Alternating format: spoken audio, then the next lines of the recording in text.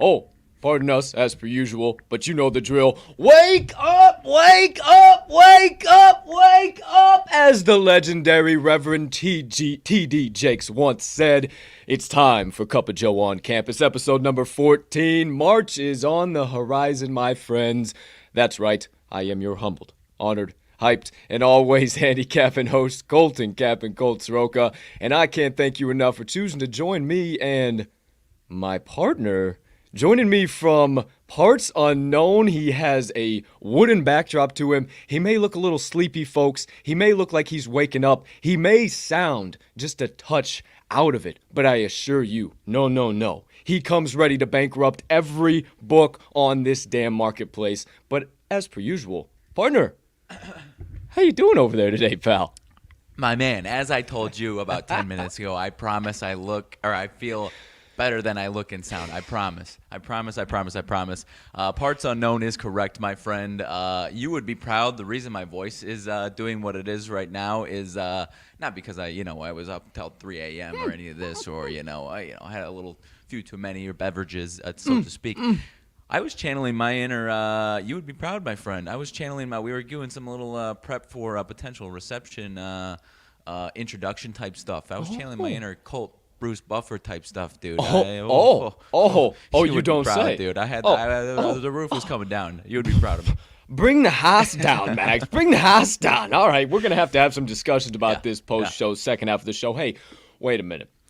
We got the usual show on tap. All right, we're gonna run through all 167 these sons of bitches. We you know the drill. But hey, speaking of the second half of the show, we have a couple of special guests joining us here on the second half of that show. If you guys are following me on Twitter in any capacity, you might have seen a little bit of interaction with one of those guests.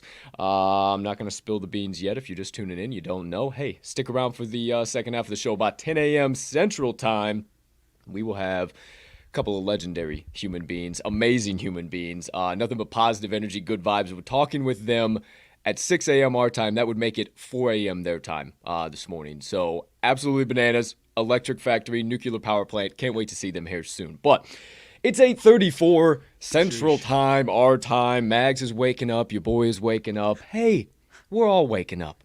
We got our cups of Joe in hand. Mags can't find his fucking cup because he's already downed about 3 of them, and he just sucked one down pre-show. Yeah. But hey, I ask you, my friends, to me, to you, and all you beautiful people sipping the black elixir of the gods on this gorgeous Saturday of bets, college basketball Saturday of bets. Take your sip. I'll be right back. All right, I have to admit, I'm going mostly Powerade and water type hydration for today's show, if I can be so candid. Woo! Hey, that's all right. I'll bring the energy. I got the coffee, no problem. Dude, I feel a lot better than I look and sound. It's okay. It's okay, man. I get it. We do an early morning Saturday show. Sometimes these things will happen. But what I can't thank you enough for, partner pal, is that you are here. And that you may be sitting on top of 2 coolers or a desk chair. Who's to say, who's to know? Oh, I'm sitting on this bed here, pal. Oh, 150%. Who's to say, who's to know? But my friends, we are going to have an electric show nonetheless. So, hey, my friends, parts unknown, but maybe Mags can bet on Illinois schools with where he's at. Maybe he's no longer in Illinois. Who's to know? Who's to say? I know that we're kicking things off with the particular game that features an Illinois school. Kicking off today's slate, my friends, 11 a.m. Central Standard Time. The U of I Fighting Illini go into Lansing to play Michigan State. Sparty, 1.5 point dog, and total currently at 138.5 after 139.5 at open. Partner, are you getting involved? This is not the one I'm going to, partner. A little too biased still for this one, man. The other one, I don't have biases on that one. This one I do. I mean, I believe.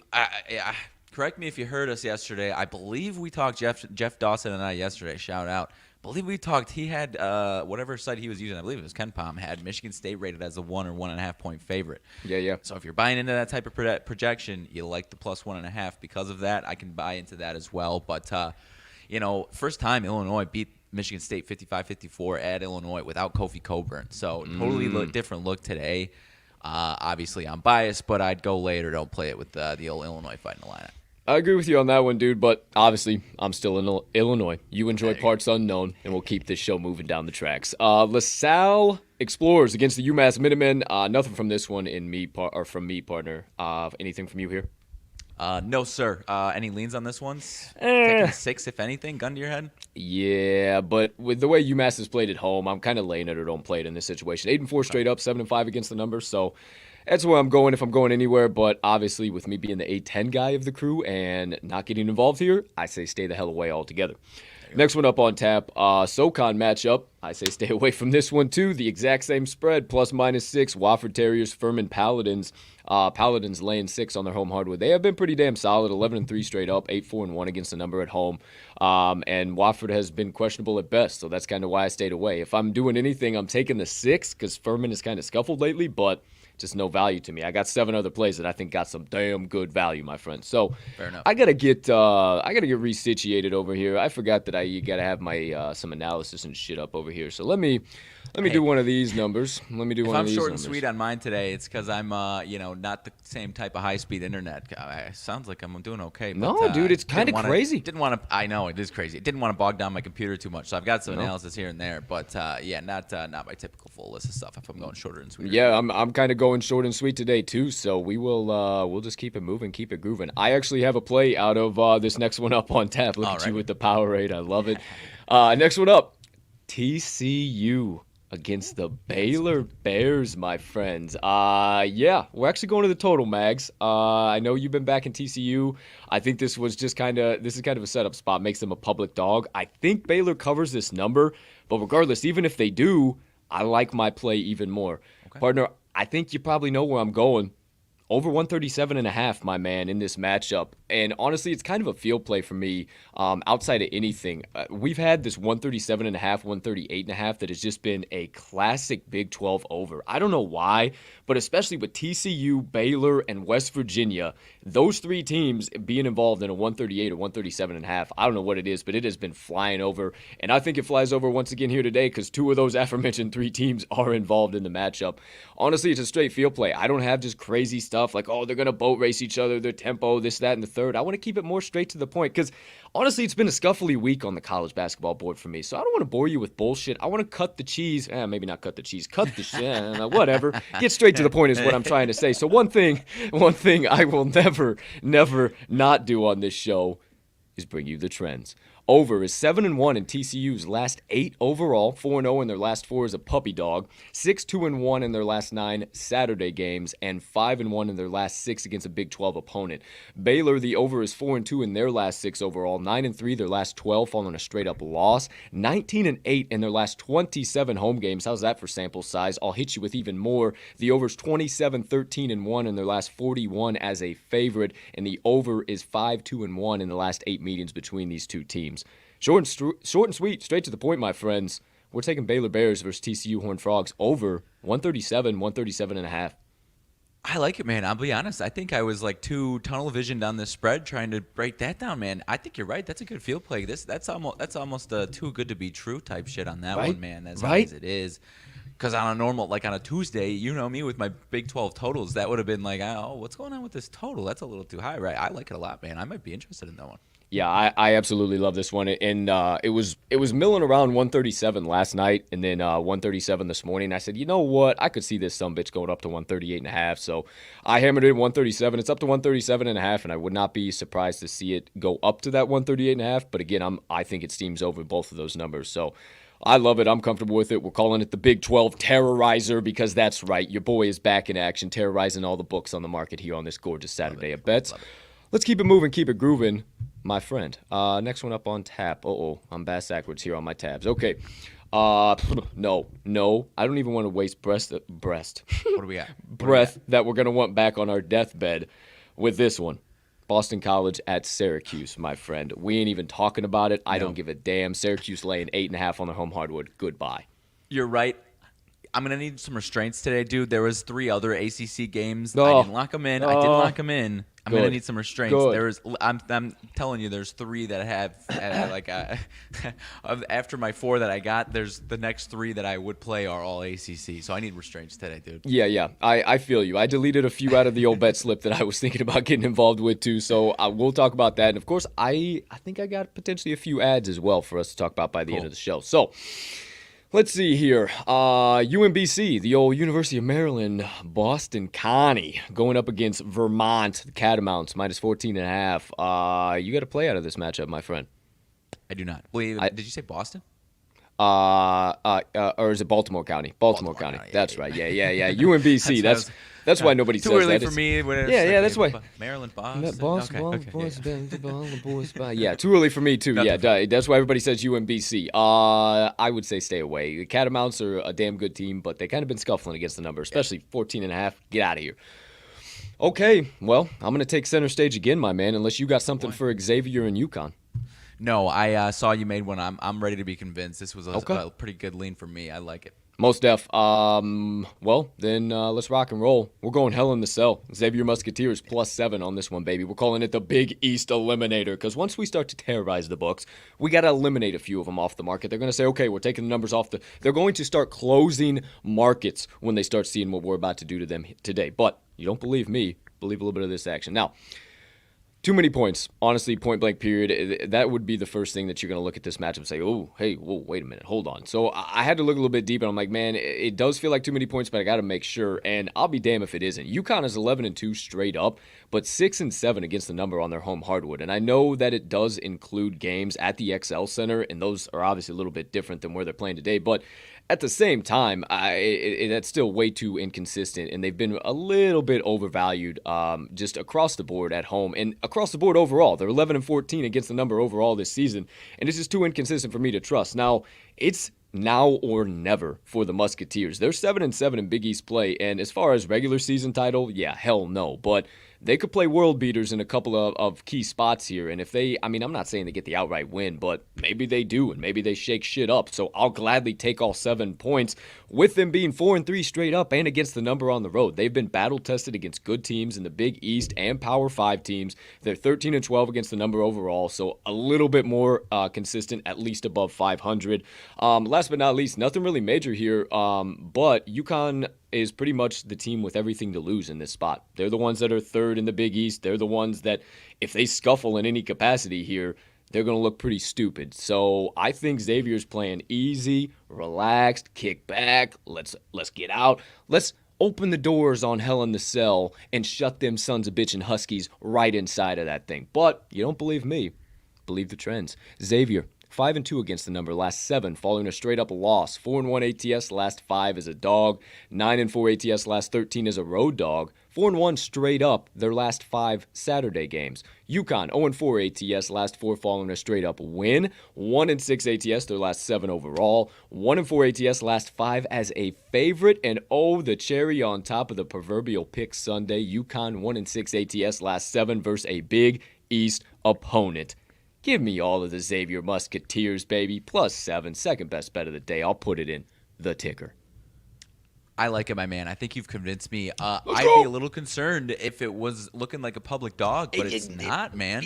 Yeah, that's exactly. I was expecting it. I was like, I fucked up. Even majority on that side, I would be like, all right, maybe that's too good to be true. But I don't know. You tell me, man. Maybe it's because we talked to a guy that's a staunch Uconn guy a couple times a week now. But what you said about the XL Center compared to Gamble, it seems like that narrative is starting to, like, the general public, it seems like they're starting to pick that up a little bit more, and maybe that, like, inflates this by a point just based off that narrative?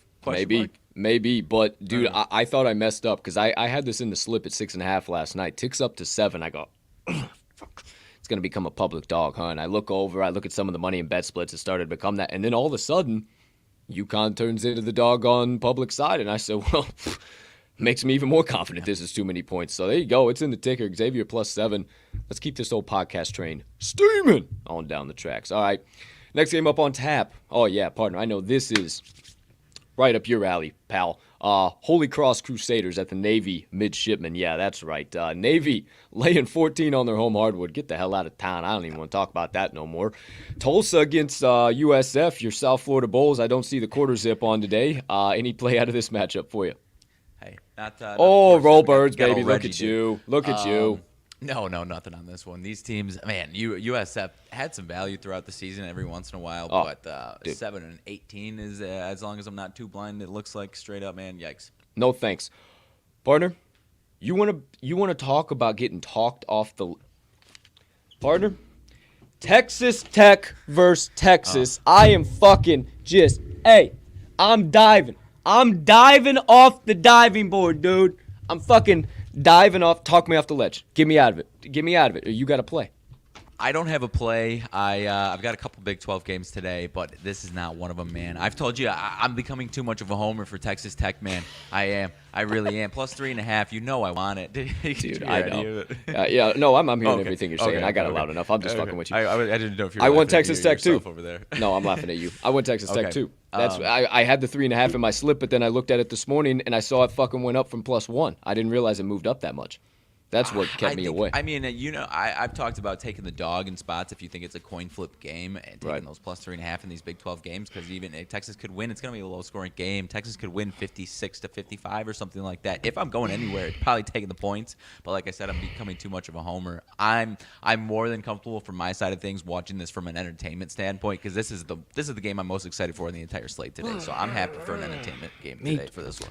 Me too, for sure. Like I definitely wanted to get involved with Texas Tech plus 3.5. I mean, and the way they handled Chris Beard and the boys in Texas, where the heck? Lubbock. Lubbock. That was absolutely ridiculous. So then, I don't know. Okay. I think they whoop their ass. I think Texas Tech whoops their ass again. You think so? Okay. I do. So that's the other part of it. I think I agree. I think they're a better team. I love Texas defense, but their offense can be stagnant. That atmosphere is like, I don't know how much of that success at Texas Tech was because of the most ridiculous atmosphere we've seen all season. So I'm glad you mentioned atmosphere. That was the last thing I was going to mention. I read an article this past Thursday. Maybe it was even yesterday. I think it was Thursday. Either way, it was about the fact that, like, Texas is doing the same thing like the Colts were doing towards the end of the year and all that shit, and, like, trying to keep fans as out and the Titans as out of the stadiums, opposing fans as out of the stadium as they possibly can. And, like, they are doing that exact thing to Texas Tech fans, but Texas Tech has, like, fully already taken over Austin. And I think that whole atmosphere is just, like, Texas, the Longhorns are selling their souls right now to keep Texas Tech fans out of there. And I just, dude, that 3.5 just seems too good to be true. It's not finishing by more than a bucket, if not, That's what I'm feeling, too. So the total also intrigued me. I'm seeing a lot of money on that over, man. Seemed a little higher than you would. Yeah. Like, that one almost seemed too good to be true as far as the under, because with Texas, the way they play defense at home especially, man, and what's the difference? Like 20-point difference we always talk about with Texas Tech offensively from home to away. Yeah, so it's like, how are you not interested in the under? You know what I'm saying? But I personally am like, I was surprised that it wasn't 120, 121, so I'm almost scared away from that aspect of it. Shout out our guy Jeff Dawson. Just shot me a text. Shout out the legendary Matthew McConaughey. Just Welcome. So, hey, shout out Jeff. We appreciate you. The legendary Cape Cod connection. But, man, 3.5. See, that's why. There's so many people all over the doggone map. I'm staying out. I'm staying out. Good idea, partner. Okay. Oh, is this the Illinois matchup you have value on? The Southern Illinois Salukis going and playing the Indiana State Sycamores. All right, I was hoping so. I was figuring I'd have to reach through this doggone screen and drag you over you do that shit. Next one up on tap, Notre Dame Fighting Irish, Wake Forest Demon Deacons. If I'm going anywhere, I'm laying the 5.5 with the Deacons. Really? Just because how well they play at home. They're my squad at home. If this was in Notre Dame, for sure, take the points with Notre Dame, but I just like Wake Forest in the spot. The way you're leaning that way, so I was going to come to the show. I don't know if it's my own influence or a certain man that is staying with me in said house that is a staunch Notre Dame Probably fan said man, I would where say. Where he said, Notre Dame money line. And it's like, I think they play tomorrow. I was like, 5.5, 6, that's not terrible. Right? And not actually like taking that play, but it was just like, Notre Dame money line. So I don't know. I don't think so because one of the three, but I'll stay out. Yeah, stay out, dude. Wake Forest 13-2, 10-5 against the number on their home hardwood. I've said it time and time again on this here show. If you're backing the Deacons, you're backing them on their home hardwood, and that is the only place that you can back them. And that 5.5, right below the key number of 6. I know the key number of 6. That's I feel like they're going to win that by double digits. I hate to say it. Love you, JP, but shout out, my man. But there you go. There you have it. That's where I'd lean. Okay, moving right along. Central Connecticut State. Shout out the Cape Cod connection again against Wagner. I got nothing in this one. Leave me out of it altogether. ETSU against the Citadel Bulldogs, SoCon matchup that I would have been all over last year, and I really want to get involved with. That's why I had to let out a little bit of frustration on my hand. I would take Citadel minus the 1, dude, honestly, but I kept going back and forth so much. I don't know what in the world. I just don't know what direction to go in. I don't know what direction to go in. The Citadel Bulldogs have been kicking me in the face all year long. Oh, it flipped? In a lot of spots, so I still see Bet Rivers holding that -1. FanDuel, DraftKings +1.5. PointsBet +1. Yeah, well, good thing I didn't take the old Bulldogs because I think they lose. But how can you trust a Buccaneers team that's 2-10 straight up and 4-8 against the number? Exactly. So let's keep it moving, keep it grooving. A 10 matchup: Dayton Flyers, St. Joseph's Hawks. Anything from you out of this matchup, pal? No, sir. You have a lean on this one or a play? Yeah, I lean to +7 with the Hawks if I'm going anywhere. I like Dayton, but this is just a few too many points. And the Hawks have been playing upset kids lately. This time of the year, getting close to tournament time, conference tournament time at least. Yeah, I'd lean to +7 if anything. I like it, man. Next one up, the Niagara Purple Eagles against the Canisius Golden Griffins. I had the Golden Griffins -1 in my slip last night, flipped to +1 this morning. I said, hell no, get me out of this one. It was a full fade of Niagara, man, and I have said on this show, I've said on the TTL pod, I've said on the Wise Words pod, I am not going to play the fade spot anymore in the college basketball season. And that's all this was. Peace and love. I'm out. Ole Miss against Georgia. Georgia on my mind. Georgia +3. The Bulldogs, only 3-point dogs at home. What the hell is going on against Ole Miss? Probably because Ole Miss is 1-5 straight up, 3-3 against the number on the road. 6-10, 5-10, or 6-10 straight up, 5-10 ATS for the Bulldogs on their home hardwood. Yeah, I'm so far out of the SEC, dog. Like I don't even give a damn. Next one up on tap, my boys. Roll Tide, baby. Alabama Crimson Tide playing the UK Wildcats. I think this is a spot where it's a few too many points, but I may or may not have the drop on somebody who may or may not have a play in this matchup. So I said, well, I'm going to stay out and let the real legend take this one. So maybe we'll be talking about this game later. I have no idea. If that's the case, I'll save it then. Yeah, because I didn't have a play. I had some. I got some train action going on. I don't know if you can hear that out here, dude. But, what do you know about that?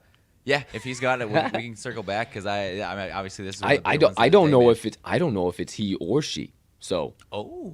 Fair enough. We got to figure out which legend is involved. So hey, we stay out. We come back to Alabama versus Kentucky later. Next one up on tap: UTEP against Southern Miss, CUSA matchup. I do actually have a play or maybe two at a Conference USA here today, but not one out of this game. I know you don't either, partner. Not your forte. No. Fair Dickinson, quite possibly the shittiest team in all of college basketball, against the Bryant Bulldogs. Obviously, you can tell by the 16-point spread, but no reason to get involved, my friends. Next one up, we got the Boston Terriers against the Colgate Raiders. Colgate, pretty doggone solid at home, if I do say so myself. And Boston, getting points in any spot, always worth a look, but I don't know. A little bit too scuffly for me as of late. I'm going to stay away. Yeah, I'm not seeing any bet tracker either. That kind of keeps me out of being interested. Definitely. Morgan State at Howard. Anything from you? No, sir. Nothing on that one. Okie dokie. Army at American. Nothing from me. If I'm leaning anywhere, I'm saying later don't play it. But Army has been a struggle bus central on the road. 3-10 straight up, 6-6-1 against the number. No, thank you. I'm good. High Point Panthers against Radford. I know I'm talking to the wrong guy about that matchup, and I am the right guy, but I am the wrong one for this one today, so we are staying out. Next one up on tap, the Auburn Tigers at the Florida Panthers. And I do have a play in this matchup. I saw on that one. Tongue twisted over here. I certainly do. This one. I'm ready to hear, dude. I certainly do, and we actually, one of our legendary guests today, they also have a play out of this matchup too. So I actually think we're lining up as well. So I had this in my slip last night. I said, this seems too good to be true. Saw a little movement. I locked it in. I'm not sure if it's coming back down to 4, if it's holding at 4.5. I got it at 4.5 with no juice, so I like that. I think the Auburn Tigers win by double digits, my friends. I took them at 4.5. It might be back down to 4. I don't care either way. I think they win by at least 8 here today at the minimum. They're just a damn good team, my friends, and everybody's talking this narrative right now as I give you a little bit of fluff here, trying to find where the hell I put this one at. Where the hell did this one go, my friends? Why? How did we lose the old... Let's see here. Oh, I just didn't highlight it. That's why I couldn't find it. See, it's all it always pays to edit your work later, my friends. Now, just so I don't lose it again, let me highlight it. Oh, hey, Auburn Tigers -4. Now, everyone's talking this whole Colin Castleton finally back. Yeehaw, hi-ho, Silver. It's time to hammer it down. And I'm just not buying it, man. If there's any team that can match up physically and height-wise with Colin Castleton, it's the doggone Auburn Tigers, man. They have one of the tallest kids on I'm sure I won't steal all the analysis because I'm sure either one of our two guests will be talking about this, but they have a terrific matchup. They match up terrifically with Florida, and I'm not worried about Colin Castleton coming back. Auburn 7-1 straight up, 3-5 against the number on the road, so you might see that and say, oh, geez, we can't back them, but they failed to cover a 12.5, a 5.5, a 12.5, a 16, and a -1 against Arkansas in a recent overtime scuffle, if you even want to call it that. I think that's why this number is so low, because of that goofy game against the Razorbacks. And may I remind you, the Gators haven't covered since January the 29th, and they're just simply being overvalued because Castleton's back in here. But you don't believe me? Believe the trends. Auburn, 11-4 against the number, last 15 overall, 10-4 against the number, last 14, following a straight-up win, 18-7-1 against the number, the last 26 as a favorite, 5-1 against the number, last 6 Saturday games, 10-3-1 against the number, their last 14 against a Southeastern Conference opponent, and Florida, 0-5 against the number, last 5 overall, 8-17-1 against the number, their last 26 home games versus a team with a winning straight-up road record, and the favorite is 8-1 in the last 9 meetings between these two wonderful SEC programs. Give me all of the Auburn Tigers. -4.5 is what I caught them at. Cool with the -4, wherever you see it at. My third best bet of the day. I like it, my man. And yeah, I love what you're talking about with Colin Castleton. Because, I mean, you and I have talked about we're sick of this Gators team. That is not we're sick of this Gators team because they haven't had Colin Castleton. This started well before that man hit the sideline. So I'm with you, my man. I think it's some Fugazi stuff here. 150%. So there you go. It's in the ticker. We move on. Wow, making great time here today, Mags, or at least I think. I don't know, 8:58. I don't know how far along we are. We aren't very far at all. Okay, moving and grooving. Northeastern at Hofstra. No reason to waste any breath there. Mercer at Western Carolina, partner pal. Anything for you in that one? No, sir. Okay. Or Roberts at North Dakota. Okay. No. Definitely not. The University of Missouri, Kansas City Kangaroos against the North Dakota State Bison. I dare you to say that whole thing 5 times fast. UMACNDSU.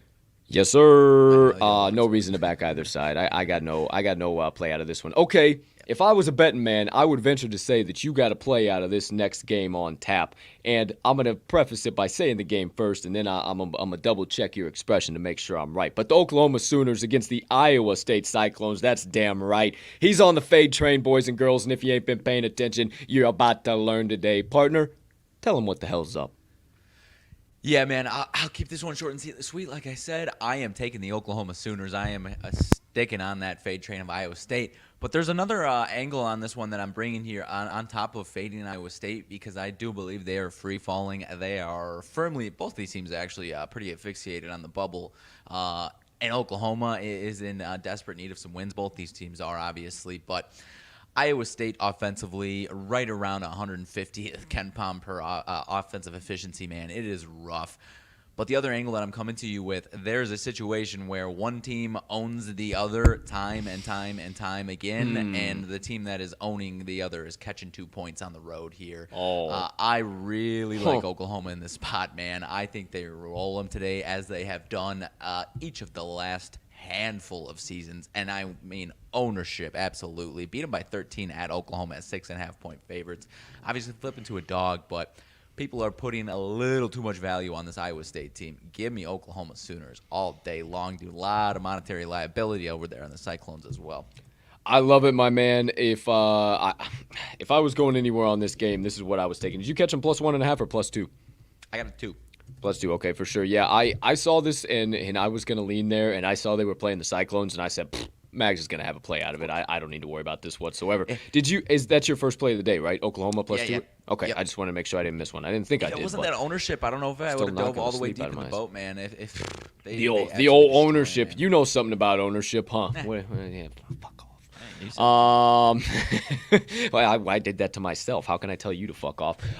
So, partner, you might have seen me make a face as you were saying your analysis here, and there's a very important game on tap today. We'll get to that in a minute, but anything from you out of Ooey Pooey versus the Youngstown State Penguins? Hell of a matchup.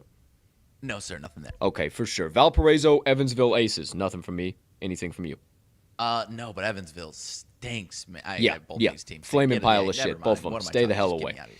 Next one up on tap. Very interested to see if you're getting involved. Another Big 12 game. Kansas State Wildcats getting 5.5 points on the road, going to play Oklahoma State. If I was a betting man, I would be willing to say, folks out there, that this guy over here is about to tell you that the Oklahoma State Cowboys are ridiculously overvalued on their home hardwood. I thought so too, but I'm a homer for the boys in the purple and silver. Barter, what do you got? Hey, man, you just want to take this one for me?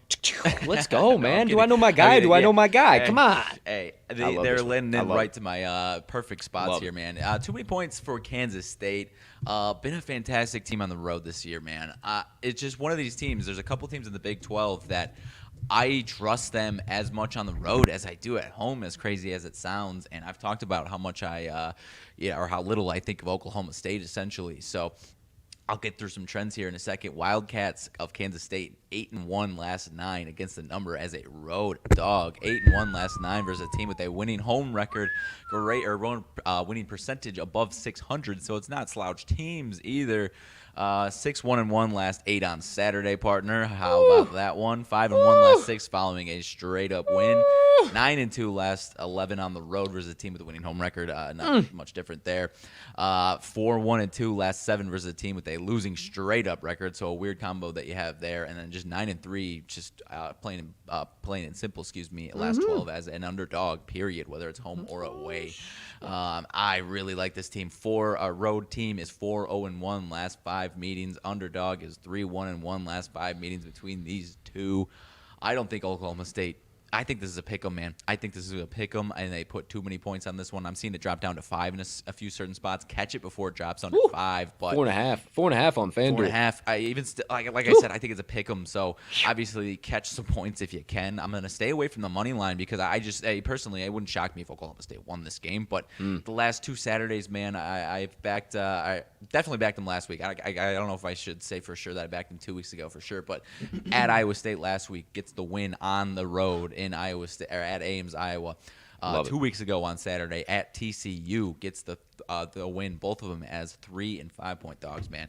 I don't want to even waste any more breath on this. I love these Wildcats so much today, man. Hop in the boat with me with your boys, dude. I love them.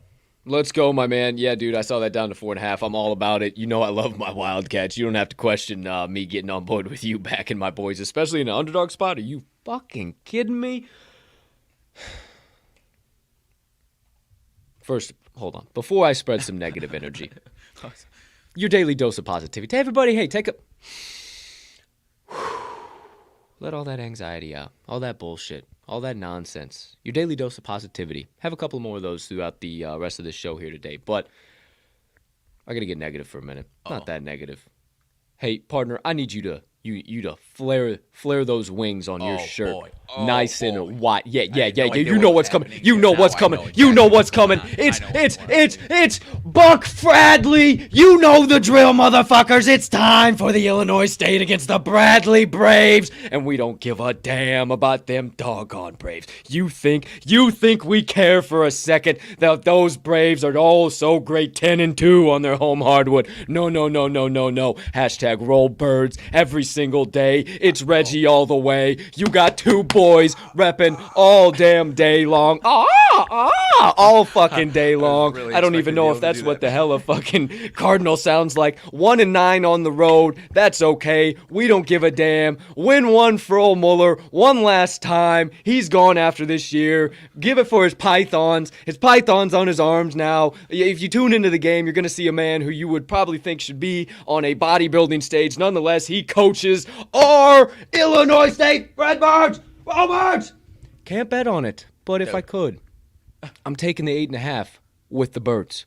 I got to, right? I mean, I have to up here. Please, I Buck have to. Fradley, dude. Absolutely. Buck I Fradley. have to. Do I go with money line? Please. Just say, fuck it, give us the Birds on the Why money not? line? Like, Why not? right? Why not? And I'll help you with the double Birds. There you go, Bradley. I'll help you. I'm done. Actually, whatever's going on with Mueller, I actually don't know. It sounded like he was going to stick around. And then the whatever game we were watching the other day, I don't even know if he's there, man. Which, regardless, they covered their last game against UNI this week. Whether he was there or not, I honestly don't know. We obviously haven't. Not a good team this year. We haven't. He might have got close. He might have just dipped out. I honestly am not positive. Damn, dude. So he might have just see you later. Peace and love, everybody. See. Hey. Well, maybe now it's kind of just win one for the boys. Maybe like, hey, it's Buck Fradley. Can we just not lose this game, boys? So, hey, where your head's last at, three guy. Straight up against them, dude. Fuck. Like where your head's at, guy. Now, from parts unknown, you might be somewhere around this vicinity. Iowa at Ohio State. Are you East or are you West? Who knows? Iowa or Ohio? Who has a clue? I don't know, but the Ohio State Buckeyes are laying 5.5 on their home hardwood is what I do know. The total is down to 152.5 and 153 at open. Partner, anything from you, Mr. Big Ten Homer? I'm staying away, man. Iowa has become a pretty firm stay-away team for me unless I love a total or something like that or real specific matchup base because they're such stylistic differently in the Big Ten. If I'm going anywhere, I'm catching the 5.5 with them just because of how sporadic they are. I definitely don't want to be on the wrong end of them showing up and wanting to play the best basketball that they know how to play. Because 5.5 seems like a few too many points, but Ohio State's playing some really solid basketball right now, so I'm just staying firm away. I think it's an overreaction. They just beat Minnesota 70-45, and as great as that sounds, man, that Minnesota team is just a dead duck. So I'm not making a play based off any type of inflation or anything like that. Yeah, I totally agree with you, man. I would take the 5.5 with y'all Hawkeyes if anything, but staying away in general. Tarleton State, Chicago State, the old Jaguars, Panthers, Cougars, whatever the hell they are. I think Chicago State Cougars. The Cougs getting 6 on their home hardwood. Tarleton State has been the public darlings. I'm not telling you anything, but if I was going anywhere, I would take the 6 with Chicago State for the first time ever that we talked about this team. I don't know shit about shit at the end of the day, but hey, there you go. There you have it. Let's move right on along. Sacred Heart against Merrimack. Not too shabby, not too terrible. Actually, the worst game on tap here today, I would have to say. So probably going to stay out of it. Shout out, though, again, to the Cape Cod connection. A couple of Northeastern schools there. Georgia State at Georgia Southern. Fun Belt matchup. I do have a Fun Belt play for us, but not out of this matchup. I do not know, sir. Oh, my dear heavens, days all Friday. I wanted to get involved in this next one, but I said no. And partner, if you do, I'm liable to reach through this damn screen. Clemson Tigers at the Louisville Cardinals. Thank goodness. I'm guessing this was probably one of the ACC matchups you had your eyes on, though, too. Because, Clemson jumped off the screen at me. I mean, Louisville is dog shit. 7-7 straight up, 3-11 ATS on their home hardwood. The last time that I backed Clemson in a spot like this, they were up by 18 in the first 6 minutes, and then they lost it by 12. They lost it by 12, Mags. Why me? Why every time I'm on the opposite side like that, I can't get my opposite team to get... Ow, it's not that funny. It's not that funny, Mags. Oh, no. It's not that funny. Oh, no. That funny bone? Or it's a funny bone. Oh, no.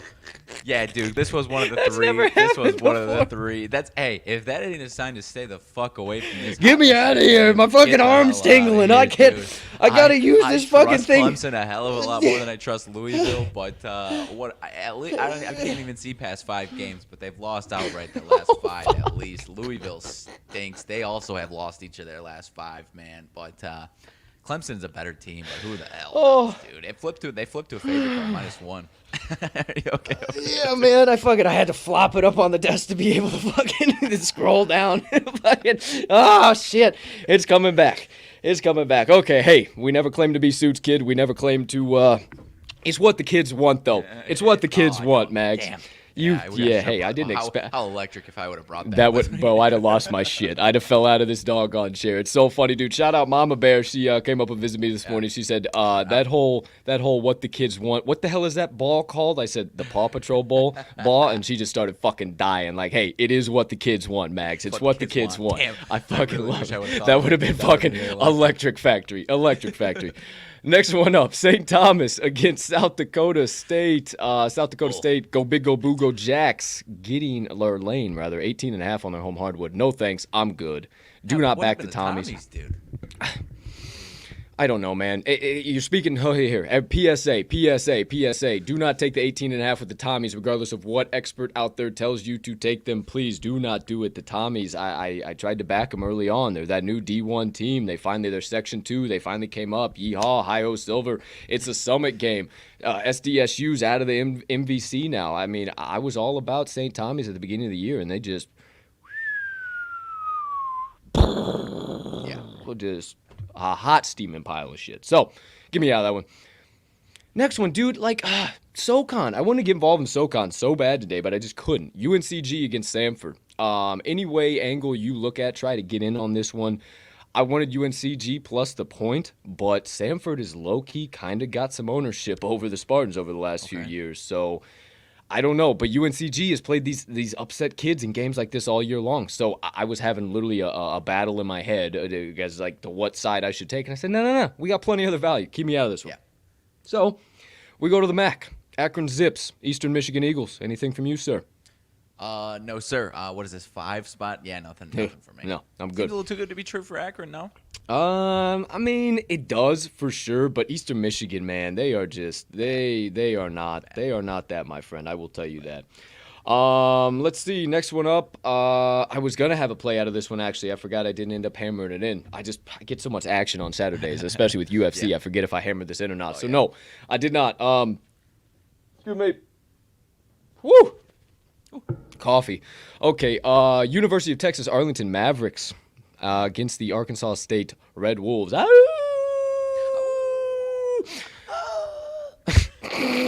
Fucking, that's like a fucking a pup trying to learn how to howl in the fucking pack. You know me. I was gonna take the Mavs -2. It was up at 2.5, dropped down to 2. If anywhere, they've been good. 8-3 straight up, 6-3 ATS home hardwood, but 8-3 doesn't equal 6-3. So on top of many other things, stay the hell away.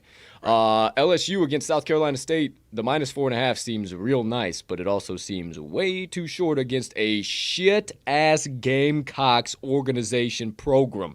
I'm talking about that is one of the worst programs in all of Power 5 basketball this year. Stay away from this matchup. Do not risk taking the home puppy dog. If I'm going anywhere, that's where I'm going, because all of a sudden everybody's, LSU's a tournament team again. LSU's going to the Final Four. They're winning the championship. Here we go. And yeah, get us out, because I mean, simmer down. It's hard. I don't know how we're valuing we gotta these come. teams. What we got? Each of these teams have like 2 or 3. What's going on, Phil? What up, Philly? What's up? Good morning, my friend.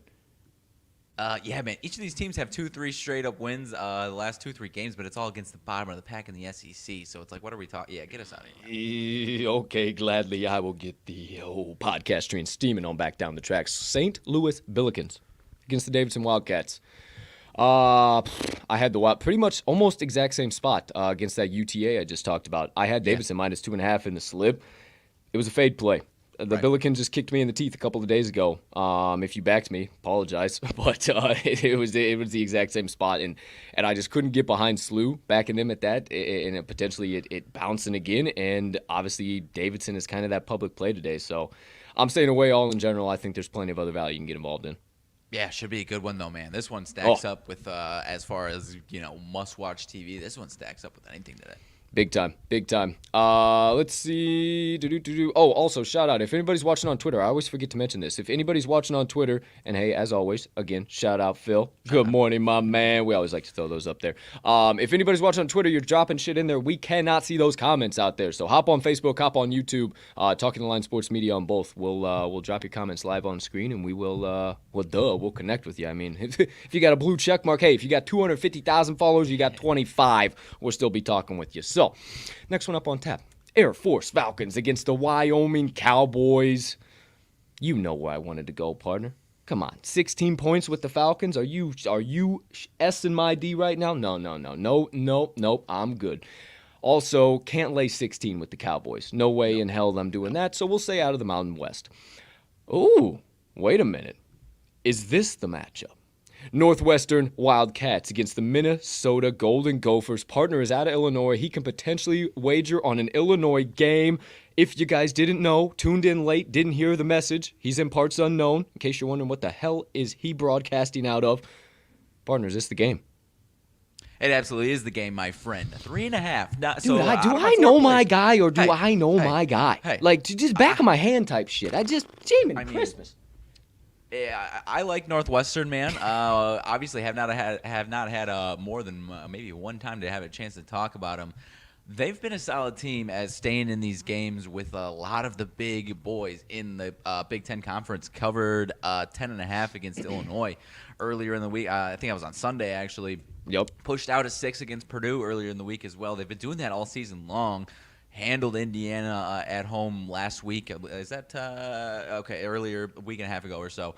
2 weeks ago today, handled Nebraska, bad team in the Big Ten, easy on a -3 spread on the road. And this Minnesota team, man, is just a dead duck. As dumpster fire as you can be in Power 5 basketball right now, man. There's not a chance in hell they're covering this game. 45 points, 46 points scored the last two, man. And I talked about it with Nebraska yesterday. Nebraska, 65 points allowed. A lower scoring for what they've been doing, Nebraska, but that was compared to what we've got going on here for these 45s, man. That's a bad defensive performance. So I think Northwestern, a little monetary liability for sure, but I think it's just because they kind of set this line a little bit wrong, and the public understands what's going on with Minnesota, in my opinion. I agree with you, dude. I was just too into listening to your analysis there. I didn't put it in the ticker, but man, I'm all over it with you. If I could bet on it, this is where I would be going, man. I mean, we'll say NWSTRN -3.5.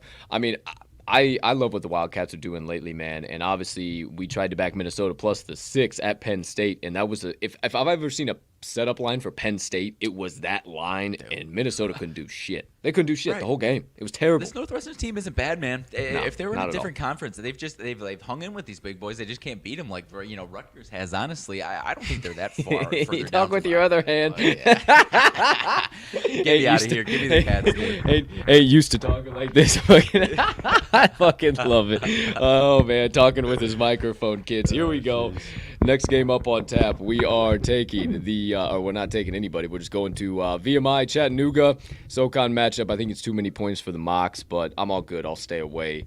Western Michigan at Buffalo. Action matchup. I'm all good on that one too. Tennessee at Arkansas. Oh boy.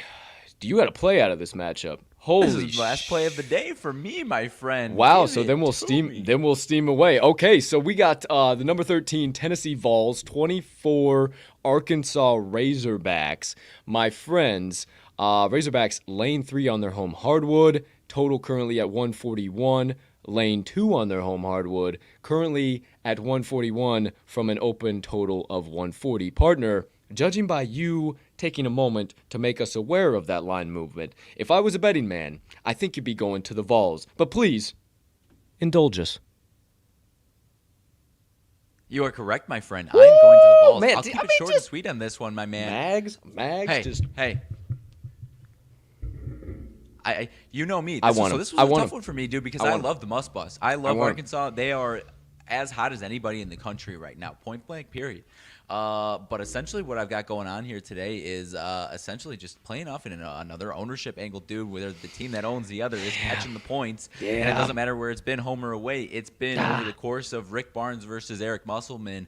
Tennessee has absolutely owned them, aside from maybe one swing a couple of years ago in 2020, February 26, 2020. So, and Tennessee is actually quietly playing really, really well right now. There's obviously been a couple points where they've been overvalued.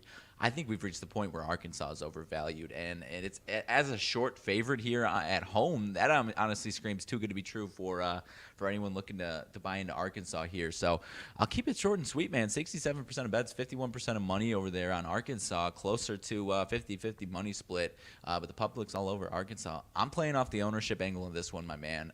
Different style of basketball, or similar style of basketball year over year. So I think that's going to matter again here. Give me the points with the fouls. I caught him at 3, so that was why I was a little excited and made that face down to 2. I caught him at 3. Still like him. I still like I think it. Tennessee wins this one outright, man. I think they do. I might sprinkle on the money line. Yeah, man.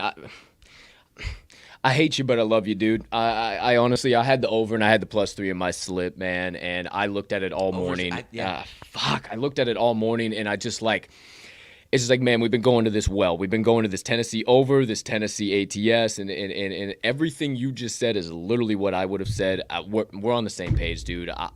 I'm not getting off of it. Fuck that. Give me Tennessee +3. I love where your head's at, dude. I love it. I absolutely love it. Love it. All right. That's what, 4th and final for you here today, my man? For now, I actually didn't realize that was at 3 o'clock. That's why I was kind of surprised that it popped up on me. But yeah, that's all I've got so far, man. Okay, well we'll keep steaming because obviously a lot of these are going to be mid-major through this 3 o'clock Central slate, stuff like that. So I'll stop whenever I got a game or something. But 9:21 just was messaging back and forth with our guests, so they're excited as all hell. Can't wait. They're ready to rock and roll here pretty shortly. A few minutes before 10 a.m. they'll be ready to rock and roll, or we'll bring them on then. But we'll steam along until then, and maybe if we get done a little early, we'll talk a little UFC, we'll talk some shit too, and kill some time in between there. So, hey, let's keep it moving. Drexel Dragons, Elon Phoenix. No, I don't think you need to get involved there. There was really no lean for me in that one. Delaware fighting Blue Hens against the William and Mary Tribe. Say that 5 times fast. Goodness sakes. The Tribe playing upset kids lately, still doing it, but I got no interest in getting involved. Towson at Charleston. This reminds me of Towson versus UNCW that I got involved with beginning of the week, and the old Seahawks smacked me square in the math. Next one up on tap is actually a game I have a play out of. I mentioned I have a Fun Belt matchup that I'm taking care of for us, and here it is, my friends. Going to Troy Trojans +4.5 matchup against Coastal Carolina Chanticleers today. And you typically, if you know me, you know I love my Chants, but here today they're just a little bit overvalued. And if you do remember, this is the exact ticket that we cashed this week already, +4.5 with the Troy Trojans. Now, calling it the Sun Belt Bomber because we are going to be obliterating every book on the marketplace with this here play. Troy, 8-5 straight up and 9-4 against the number on the road. They've been battle tested. They're just fine. They're cooking right now, still cooking. I mentioned it on Wednesday or whatever it was. 4-2 ATS, their last 6 game overall, and they've been home and away over those last 6. Coastal Carolina, I love my Chants, but more on the gridiron and not the hardwood. 10-6 straight up, 6-6 ATS at home. Just like I said against the Appalachian State Mountaineers, this has been a setup spot for the Chants all year long. Just a few too many points, and maybe Troy doesn't win it outright in the fashion that they did against Appalachian State, but they're not going to have a problem covering this number because Coastal Carolina 2-4 against the number their last 6 overall. A little bit of a struggle fest for them, but hey, short and sweet on this one. You don't believe me, believe the trends. Troy, 4-0 ATS, last 4 as a puppy dog. 7-3 ATS, last 10 as a road puppy dog. 7-2 ATS, last 9 versus a team with a winning straight up record. 5-1 straight up their last 6 versus a Sun Belt opponent. 6-1 ATS, last 7 versus a Sun Belt West Division opponent. Coastal Carolina, 2-5 ATS, last 7 home games. 1-5 ATS, last 6 versus a team with a winning straight up record overall. And Troy, 6-3 against the number, last 9 meetings between these two teams. I'll put it in the ticker, but there you go. Troy Trojans, once again, +4.5. I like it, my man. I mean, I'm really interested in that one because, these road teams on those dog spots in the old Fun Belt haven't been any type of like trap spots, really. In my opinion. They've been damn valuable, man. And one of the teams that have been most valuable has been the doggone Troy Trojans. So there you go. There you have it. Let's keep it moving, my friends. Short and sweet. I told you right to the point today. Don't believe me. Believe all that stuff I just told you. We're keeping it moving. St. Francis of Brooklyn against St. Francis of Pennsylvania. It's the battle of the St. Francis I, and I have no idea what to tell you or I, so we stay away. LIU, Mount St. Mary's. I'm a poet. I didn't even know it. I got no rhyme for this one, so we stay the hell out. UNC against Virginia Tech. Goodness sakes, all Friday. You're telling me the fucking Tar Heels are getting 4.5 points on... And this was not one of the three. Stop, dude. How did I not see this one? How did I not want to get involved on the plus 4.5, man? That's probably for the best. That's probably for the best that I was talking with these dudes here last night. I was like, wow. What are we talking about here? Wow. If that ain't Virginia Tech, what are we doing? Wow. Yeah, what are we doing here? If that's not Virginia Tech laying the four, wow. Lay it or don't play it. Lay it or don't play it. A sip of coffee, but lay it or don't play it. Just stay out, actually. Just stay away. That's my rule. I'm staying away from the ACC, but that's my doggone rule. Okay, here we go. Keeping it moving. New Hampshire Wildcats, Albany Great Danes. No thanks. I'm good. Houston Baptist, Huskies. That's right. The Nicholls State Mavericks, I think they are. That's the one. Usually I'd be able to help you out. This 3 o'clock when it's long. I'm scrolling all over. Hold on, I got you, dude. Don't worry. The Nicholls State Colonels. They're the Colonels. I don't typically get to talk about the old Nicholls State Colonels. California Baptist Lancers against the Seattle Son of a Guns, the old Seattle Redhawks. That's right. Nothing out of that matchup, obviously, because I didn't know the damn name. Lamar Cardinal. The darn Cardinals were a team that I was really high on here at the beginning of the year. Lamar. Yeah. And then they just fell off the face of the earth. Stephen F. Austin should pipe them, but 13.5 points. No, thank you, my friends. Gardner Webb at Presbyterian. The Blue Hose getting any type of points on their home hardwood is the best advice I can give you on this. Definitely worth a look. That is always worth a look when you see that, but I'm staying out altogether. Maryland Eastern Shore, South Carolina State, no thanks. Both these teams have been burning bettors left, right, and center. Stay out of the MEAC. The MEAC is disgusting right now. Oh, what you got? Not quite the MAC. Not quite the MAC. More like the MEAC. Yeah. Delaware State Hornets against the North Carolina Central. Again, another MEAC team. Stay the hell out of it. SEMO against Morehead State. It's always good to go for Morehead, but 2 Ohio Valley teams have been a little questionable at best. So I'm always about Morehead, but I'm going to stay out of this one altogether. What say you? Anything at all? I guess later they'll play it. Morehead for sure. Good for Morehead. And Morehead's good, man. I think they should handle him. SEMO sucks. I don't know. Morehead's good. Almost, honestly. I don't know. Yeah, Morehead's good for sure. So, lay it on down or don't play it at all, my friends. Morehead's good. Eastern Illinois Panthers against Tennessee State Tigers. In case my alumni girlfriend is still watching, maybe she got left for work. Do not put any money near Eastern Illinois because they are one of the worst teams in college basketball out of 358 teams. They are absolutely terrible. What was the spread on this one? Sorry if you're popping water. And Tennessee State laying 11. Yeah, 10.5, 11. I mean, stay away from this one, my friends. Yeah. Swaction, Alabama State, Florida A&M, no thanks, we're good. Jackson State at Alcorn State, see you later, alligator.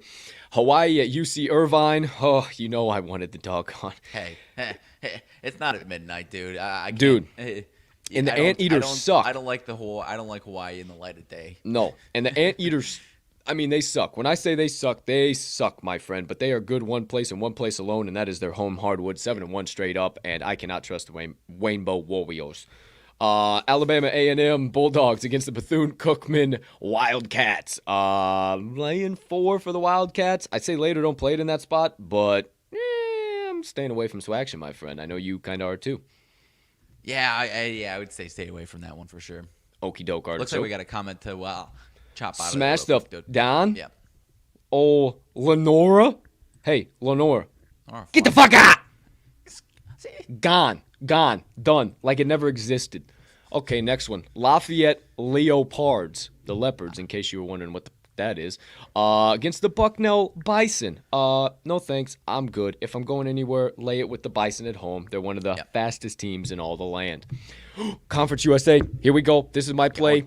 UNT against UAB. North Texas against Alabama Birmingham. And no, we ain't going to Alabama, Birmingham, my friends. We are taking the Mean Green plus 4.5 because of some recent scuffles for the old Blazers, my friends. This is the Conference USA crusher, and it is simply too many doggone points. This one ain't finishing by more than a bucket if North Texas doesn't win it outright. I see this very similar to the Troy play that I just dished out to you guys, and this is honestly going to be one you're going to want to tune into. If you're just sitting around with your hand in your pants here this Saturday, you might as well tune into UNT and UAB because it is going to be an electric affair. But let's start with UNT. As always, 7-0 straight up, 4-1 against the number on the road. They got plenty. Yeah, you're still getting. Still got you on that one. They got plenty of juice to keep up on the road. I know that 4-1 ATS is questionable. 4 + 1 does not equal 7 + 0, but either way, that's what you get sometimes when you're a Conference USA team.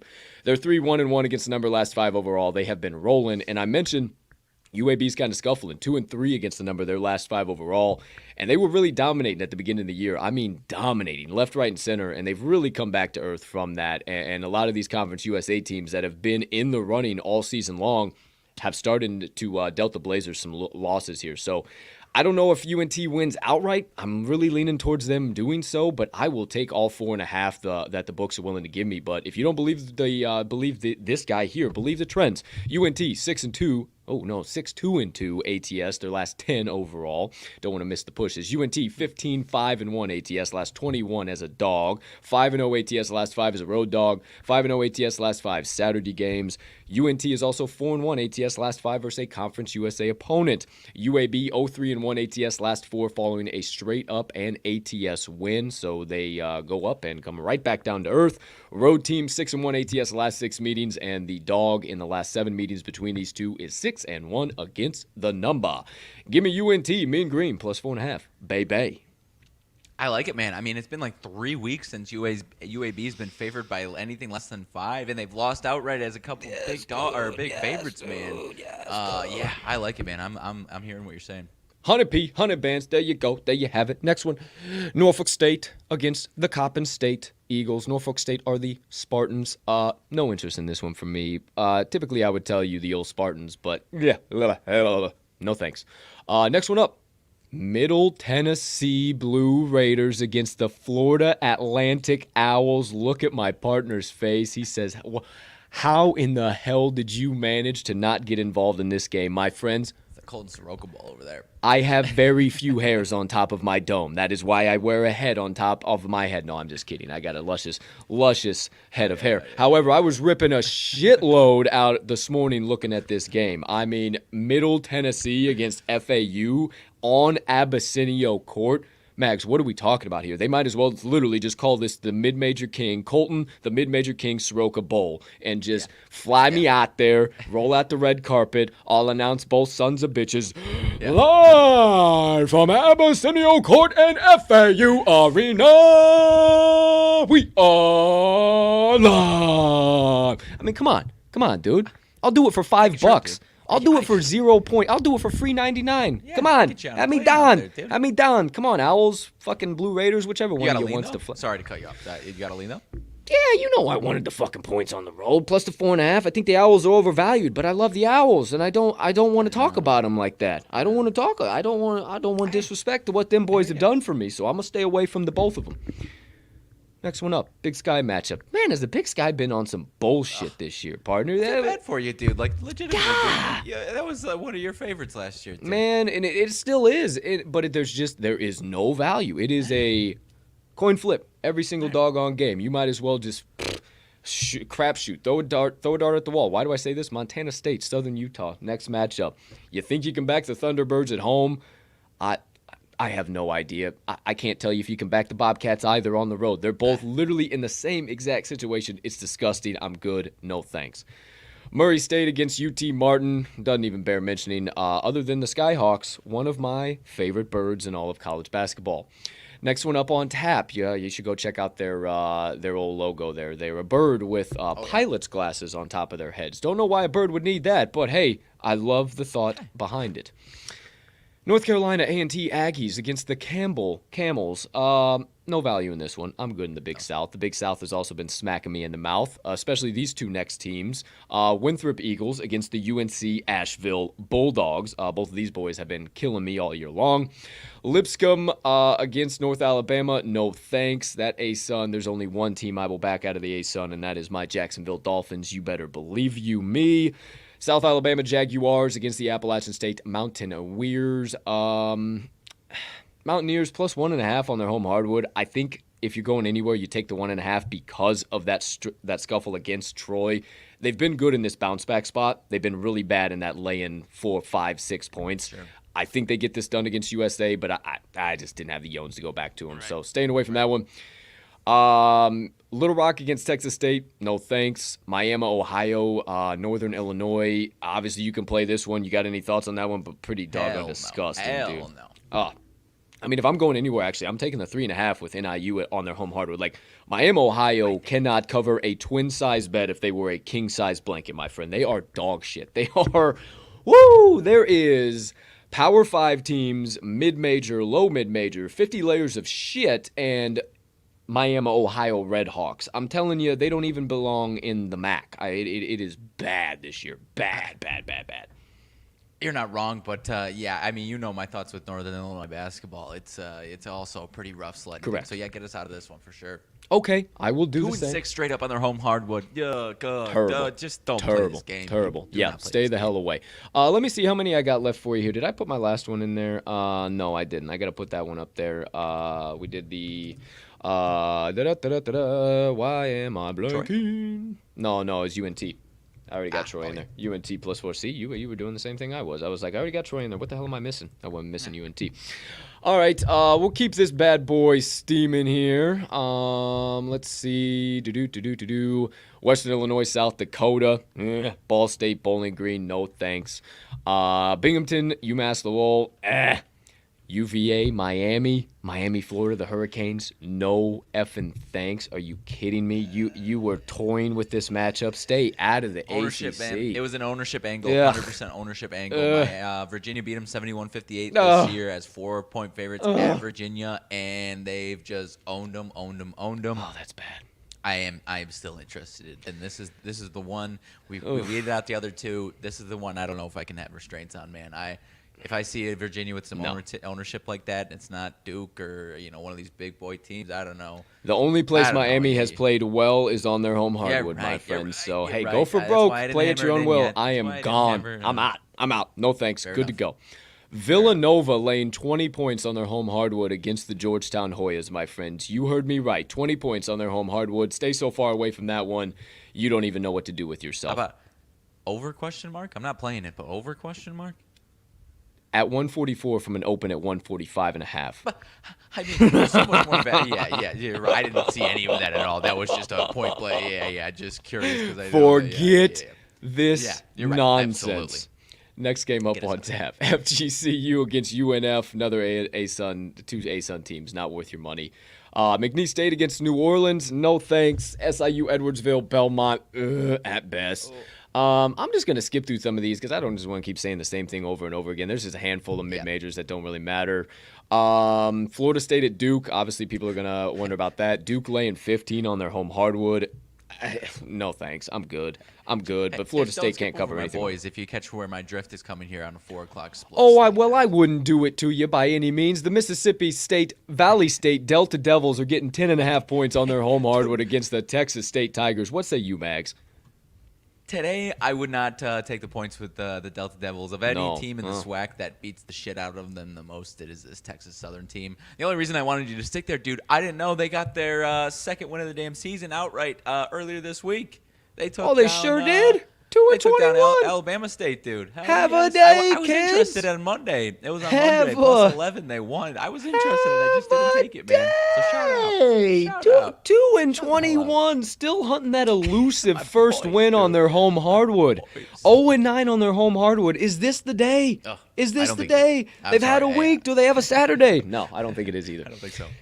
Okay, keeping it moving, keeping it grooving. My Jacksonville Dolphins look to remain undefeated in the, not in the A-Sun, but on their home hardwood against A-Sun opponents. 12-0 straight up, 8-0 against the number on their home hardwood. I like them better as a dog, laying 6. Yeah, I skipped this one. I didn't see that one. Yeah, I just want to mention with them being my guys. That Texas A&M Vanderbilt game, with the way Vandy's been playing, I would say take the 4 with Texas A&M if I'm leaning anywhere, but Texas A&M has been so bad on the road, man. It's just not worth your money whatsoever. So I say stay away from that one. I'm trying to make sure I didn't skip over my doggone play. What time is this play? It's at 6 o'clock. Am I in the 6 o'clock slate? Yeah, we're still on 5, I think. Damn, they're playing that late? Are you kidding me? Okay, well, shit, I'm just going to keep moving.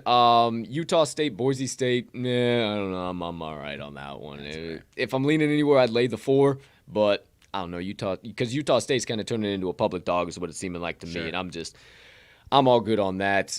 Big public dog, goodness gracious. Big public dog. Utah at Cal, I would say lay the 2 with Utah, if anything, the way they've been playing as of late, but they've just been bad on the road, and Cal's kind of a sharp side right now, so I say stay away from that.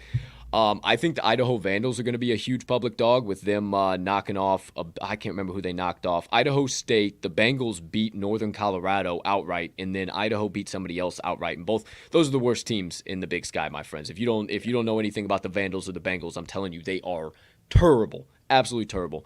Let's see, nothing else here major. There's a few games around 6-ish that are okay. Nothing great. James Madison, UNCW should be decent. Georgia Tech, Pitt, nah. Just a lot of these don't have great value, but what one I do think has great value, Ivy League Incinerator. The Cornell Big Red +4 against the Harvard Crimson, my friends. That's right. It's just too many points for me in this situation. And again, I don't see, much like I've said a few times here with these 4.5s. This is the third 4.5 I'm taking here today. I think it's going to be a key number. I think Cornell wins this one outright, but I don't think it finishes by a bucket either way. And I will gladly take all the points the books are willing to give me, because Cornell might be 4-7 straight up on the road, but they're 7-4 against the number on the road as well. They haven't covered since February the 4th, but they have been ridiculously overvalued as double-digit favorites and a little bit under that. Speaking of overvalued, Harvard, wow, 8-4 straight up, but 3-6 against the number on their home hardwood. Not even close to a solid team against the number at home. You got guys popping in on your ass. Hey, come on, Hey, pop in. Look at this guy. Hey, real quick. Shout out the big man. Look at him. Hey, shout out. Hey, that's the. Let's go. Look at this guy. Cover Joe on campus. Special guest. Shout out the Scooter, ladies and gentlemen. Look at this guy. Electric Factory. I love it. These guys, hey, Harvard hasn't covered since February the 5th. But hey, they were a dog on February the 5th, my friends. They haven't covered as a favorite since December the 21st of 2021. That's right, my friends. You don't believe all of that. Wow. You don't believe old Scooter coming in telling you this is the play you need to fucking play.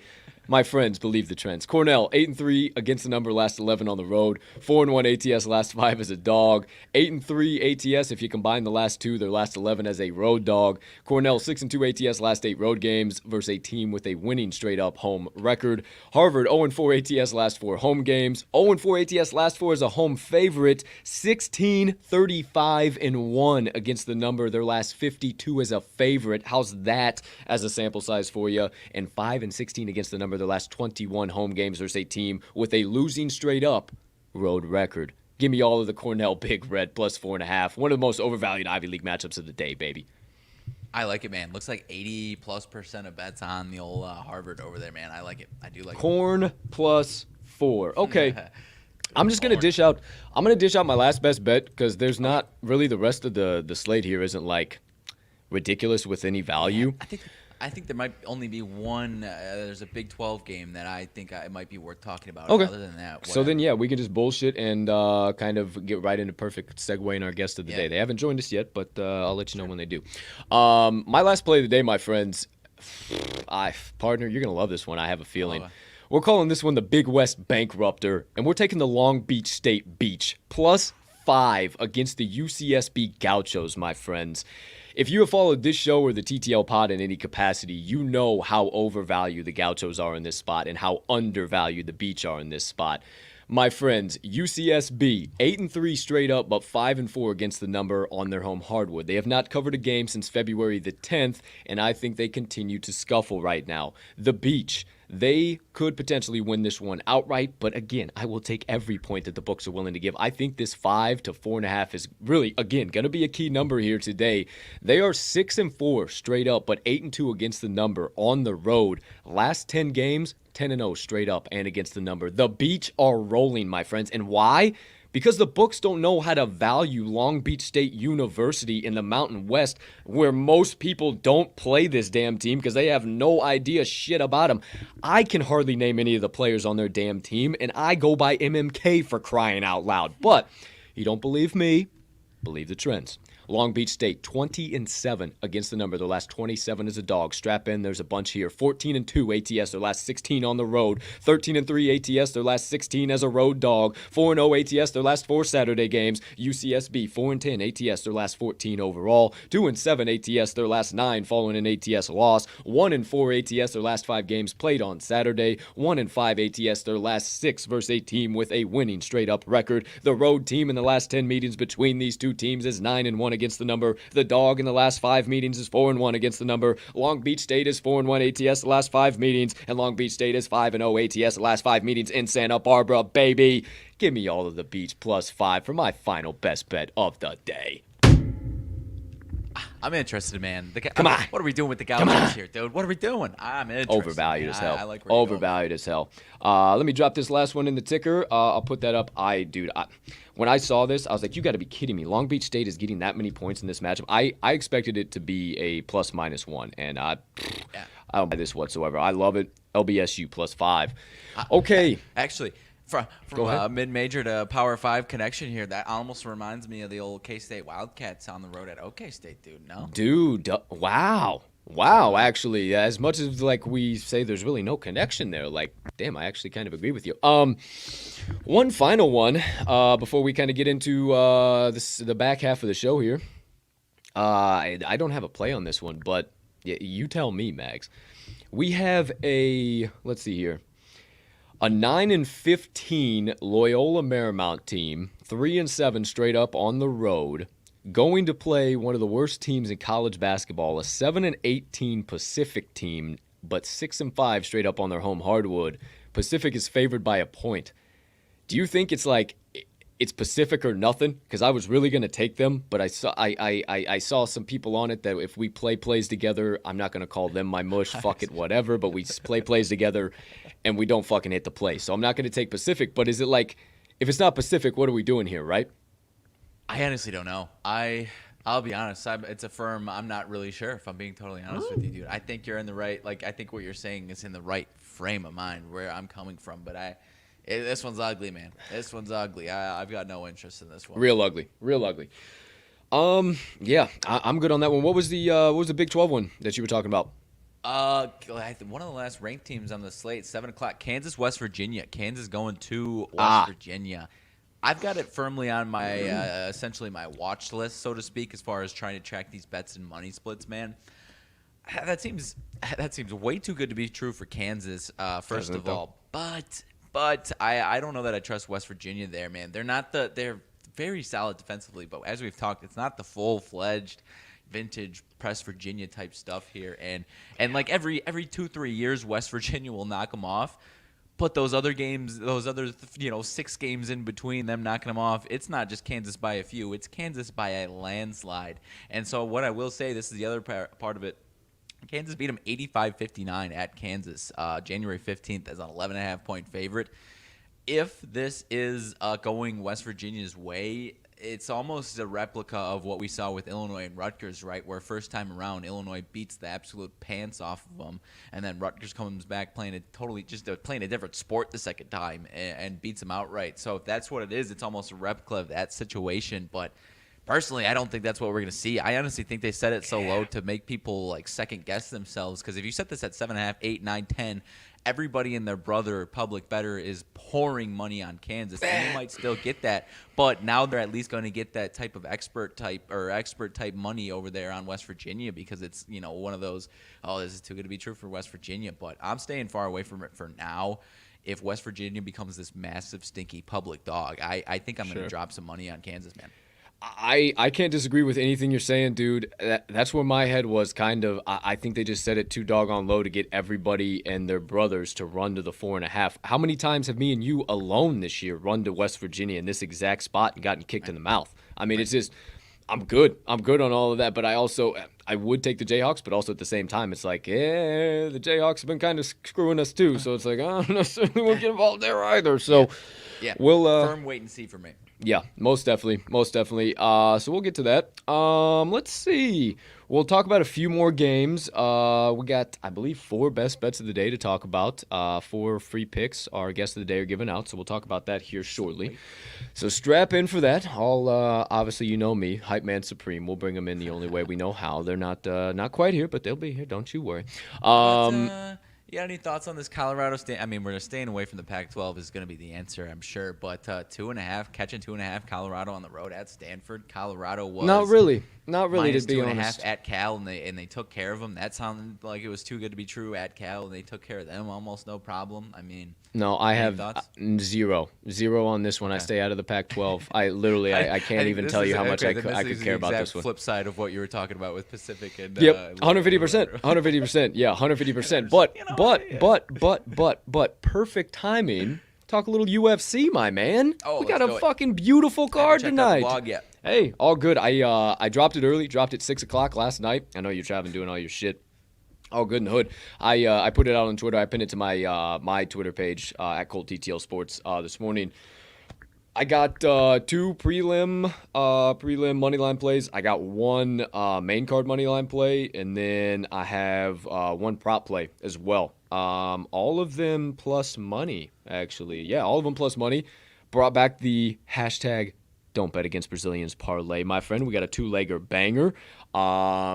We also have the full board parlay. I wrote about it in the intro. I was like, hey, I haven't got wild for you guys in a while. Ooh. I found some sick-ass value. I got us a plus 818 parlay, my friend. Little half unit will win you 4.5 units. So something I think some bitch getting to the pay window. So I got that in there. Okay. What you got? How many is it?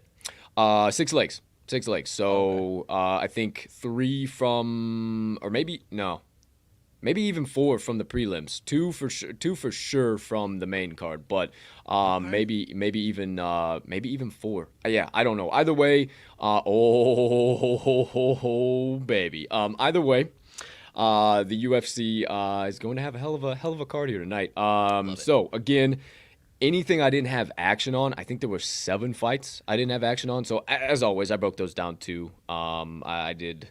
Of course, I did way more than I needed to. I talked about all different types of angles. When I could have done 3 sentences, I did 15. But 'tis what it is. Check that out. I pinned it to my profile. You can also get it on talkingtheline.com. Subscribe to our blog. Shout out Mags is all of a sudden a golf handicapper, having his golf blog. Hey, just working it. Hey, work it into something you guys have out there. Not to say he's the smartest guy around campus, playing golf plays, but he knows a little something about the balls with dimple on them. That's all I know.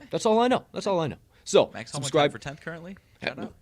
Hey, I looked at the tickets this morning. They look pretty doggone good, my friend, the last time I checked. That's right. Pretty doggone good. So subscribe to our blogs. You can go talkingtheline.com. Right on the homepage, you'll see them right there. You just enter your email. We will never send you spam. Look at me. We will never send you spam. No bullshit, no nonsense. We don't like it in our email, so why in the world do you think we would send it to your emails? Precisely. We do it for free $99. There's no subscription fee. There's no nothing. You sign up one time. It is good to go. Right to your email inbox, whatever one you like. Just enter it in and you'll get it first access to it. So I'm honestly thinking I might start dropping the old UFC blog the day early, maybe doing it just for the subscribers. Hey, I'll drop it early, but you got the only place you can get it is in the old email. So I love it. Instead of dropping it on Twitter. Maybe, we were talking about switching up what I was doing for golf release day. Also similar. Good idea. Right there. Good idea, so if you want that early access, you want to be able to get on up in there and get that stuff hammered in early. Absolutely love it. subscribe, go right to your email inbox, and then we'll post it the day of that it actually matters. We'll post it on Twitter that day.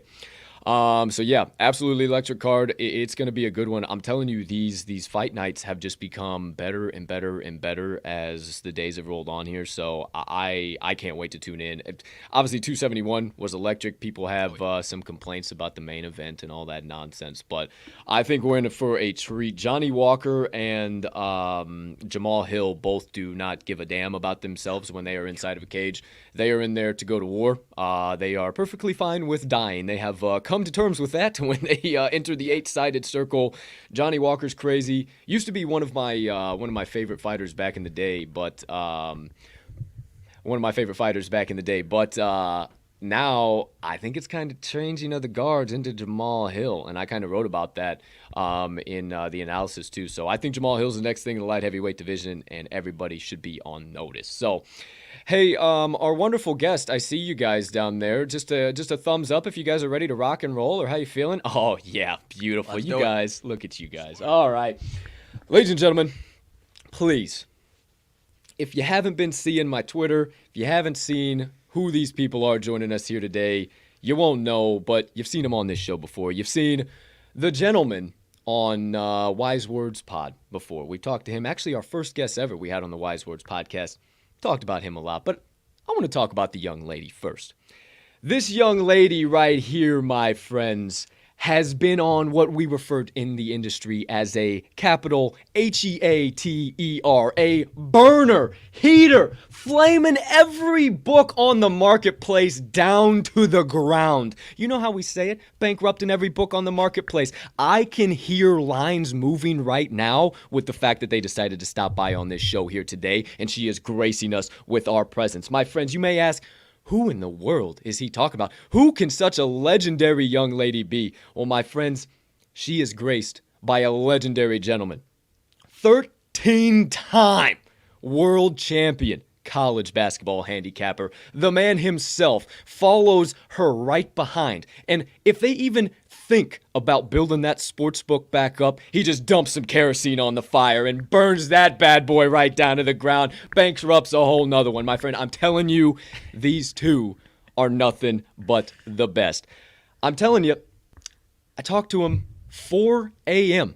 their time this morning. So if you are questioning if this is about to be a nuclear power plant or not, my friends, I suggest you no longer do. It is my honor, my pleasure, my privilege to welcome in, my friends, some of the best people that we have had the opportunity to come across in this industry, some people that we have the honor to call our industry aunt and uncle. Ladies and gentlemen, help me welcome in, get on your feet, put your hands together, the legendary, the first family of Vegas, Mr. and Mrs. Joe and Dion D'Amico.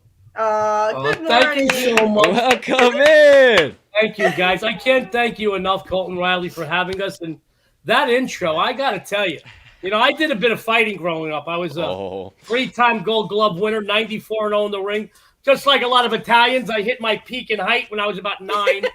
So I never hit about 180 pounds. And I lie, I say I'm 5'8". But I want you to know, if I ever went pro, forget Michael Buffer, forget Jimmy Lennon Jr., I want Colton Stroka to absolutely bring me in the ring. As a matter of fact, I don't even want you in the ring. I want to be bopping down the aisles with you in front of me like a rapper. I want the hat up. As a matter of fact, I went to a lot of stores looking. I wanted to copy you, I wanted to emulate you. I couldn't find any stores where that peak goes up like you. You got to send me one of those. Riley, Colton, thank you for having us. It is Saturday morning. Yes, it was 3 or 4 a.m. We were chatting. By the way, I was on my second pot of coffee, which is This guy. He doesn't stop. Stop. For us old people, coffee is like meth for you young guys. So congratulations.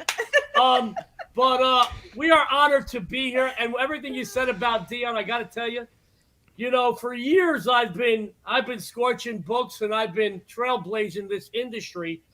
And when Dion went pro less than a year ago, I gave her some advice, and she's been. I'll tell you what, man. The great and powerful Oz behind the curtain, behind all my success. Dion had a lot to do with all of my success, not just achieving it, but maintaining it. And this year, I'm behind her in the college basketball ranks. But I got to tell you, and don't read into this, sports fans, and don't get dirty. Being behind her, that's why I married her. I like the view. I always like the view. But I have to tell you how proud I am of this woman. First of all, I'm a big advocate for equal rights across the board. Young, old, color, race, religion, sex. One thing I will tell our sports fans out there, while I am a genius, and I am never shy about bragging about myself, I will tell you, I love it when women can excel in male-dominated fields. And this woman has been kicking ass.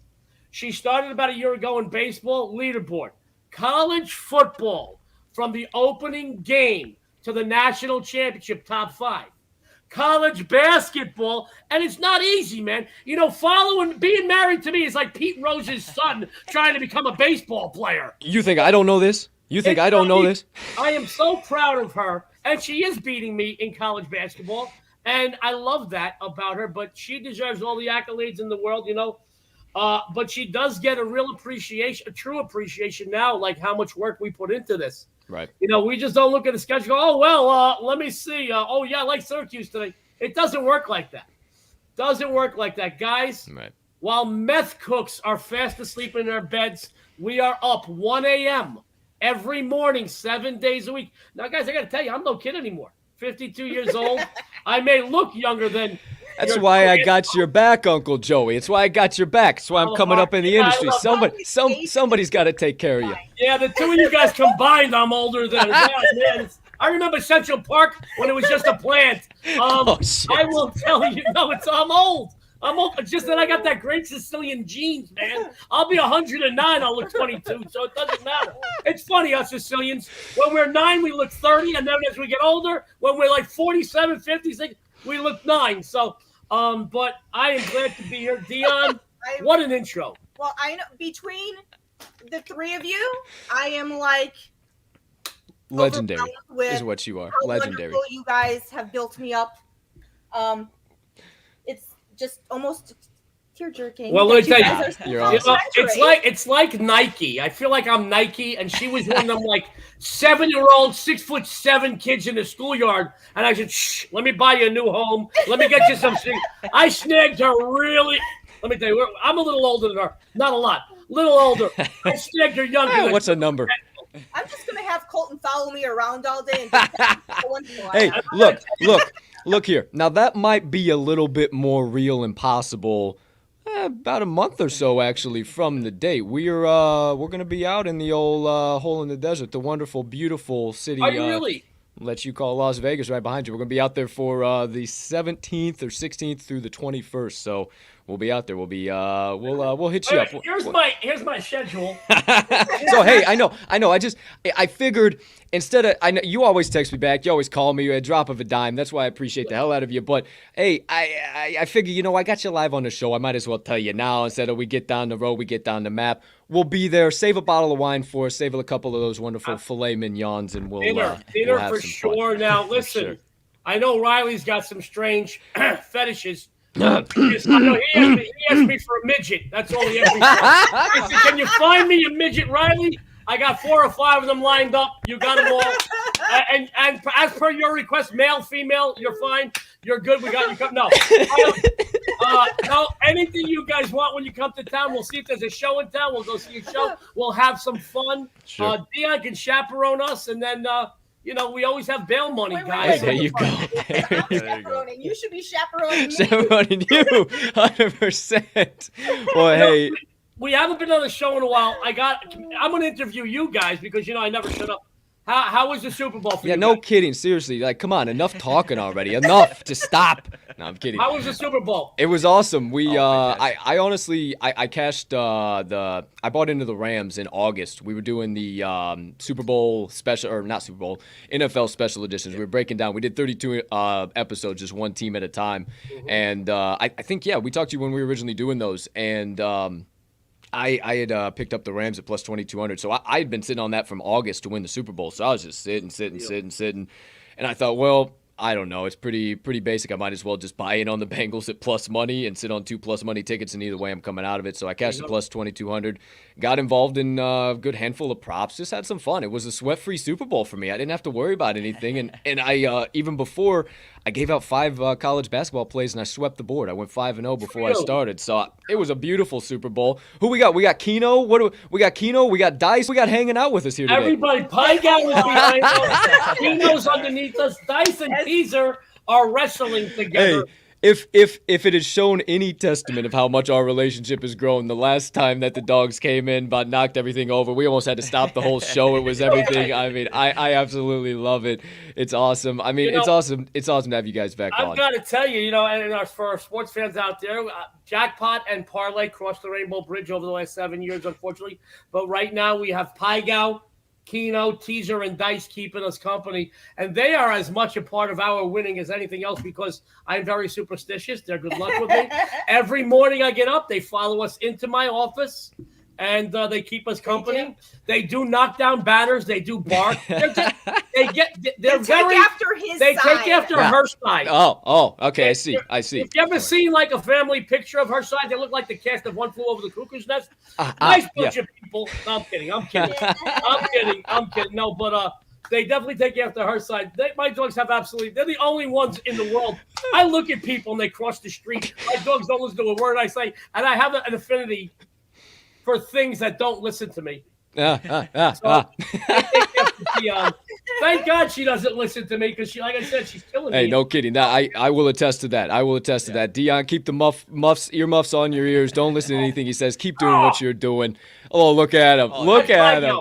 Look at Phi Gal. See, if you guys tuned in to the second half of the show expecting just some straight up bets sitting around, all you're going to hear is just some analysis, and we're getting out. It's simply not this. No. You might tune into some other shows they do, and they got to be a little bit more buttoned up. They got to be a little bit more about their business. But when they get to come to hang out with the TTL crew, Uncle Joey and Aunt D get to have some doggone fun. About crystal meth. We'll probably hit chlamydia in a little while. By the way, Riley, be careful when you come to town. Chlamydia is going around. You may want to bring some penicillin with you. Hey, I'll be ready. I'll be ready for you guys. I missed you, Riley. Cole and I, we could suck the air out of the stadium together. An entire stadium that people start passing out from the lack of oxygen. But we've missed you as well. I get to chat every once in a while with Colton, and we've missed you. I'm looking forward to you guys coming to town, and for sure. Absolutely. For sure, we would love it if you would. That banner's coming down. That banner's coming down. 6 and 1, half a dozen in the. Oh, there it goes. There it goes. There it goes. It happens. Give me a moment. This happens. It no happens. problem, man. It's all good. It's all good in the hood. I'm glad I'm wearing pants for this broadcast.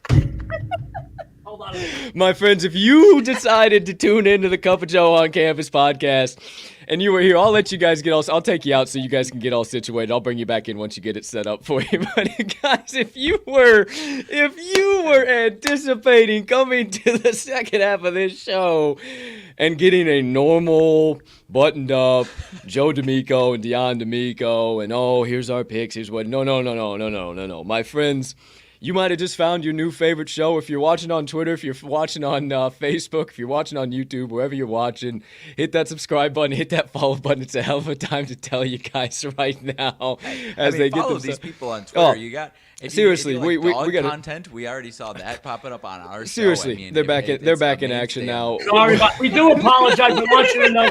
I'll apologize to our viewers and to our hosts who are very, very gracious.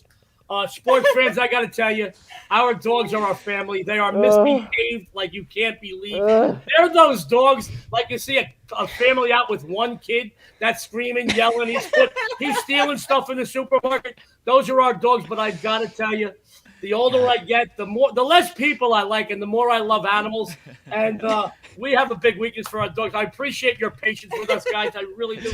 No, but absolutely. We will compensate for any of the dogs' mishaps because Deanna and I have 4 big winners for everybody today on today's card. Not next week, not next month. On today's card, we're excited about. But I want you to know, guys, Deanna and I, being a friend of Colton and Riley, even before they started some of these shows, I've been monitoring their their progress and their success. And you guys, man, I got to tell you, it's not just that you guys give good, solid content. You also have a nice entertainment factor. You're fun to watch. You're upbeat. There are certain guys out there that know everything there is to know. And yet, if I'm listening to them on the radio or on a tablet, I want to veer my car into a tree. There's no pizzazz. And I'm not talking about all flair. That's not what I'm talking about, all bells and whistles. I'm talking about that you make it fun and entertaining. You make it enjoyable to watch the show. So I want to congratulate you because I see your numbers increasing on all your shows. And I got to tell you, you got more shows than Steve Harvey. It's great. You guys do he's on 8 shows every morning. You guys work harder than Ryan Seacrest. It's great. You work harder than a toothless stripper. I love you guys. By the way, if you do want a toothless stripper, Riley, we can accommodate you. We go over to Boulder Highway. They've got a lot of those.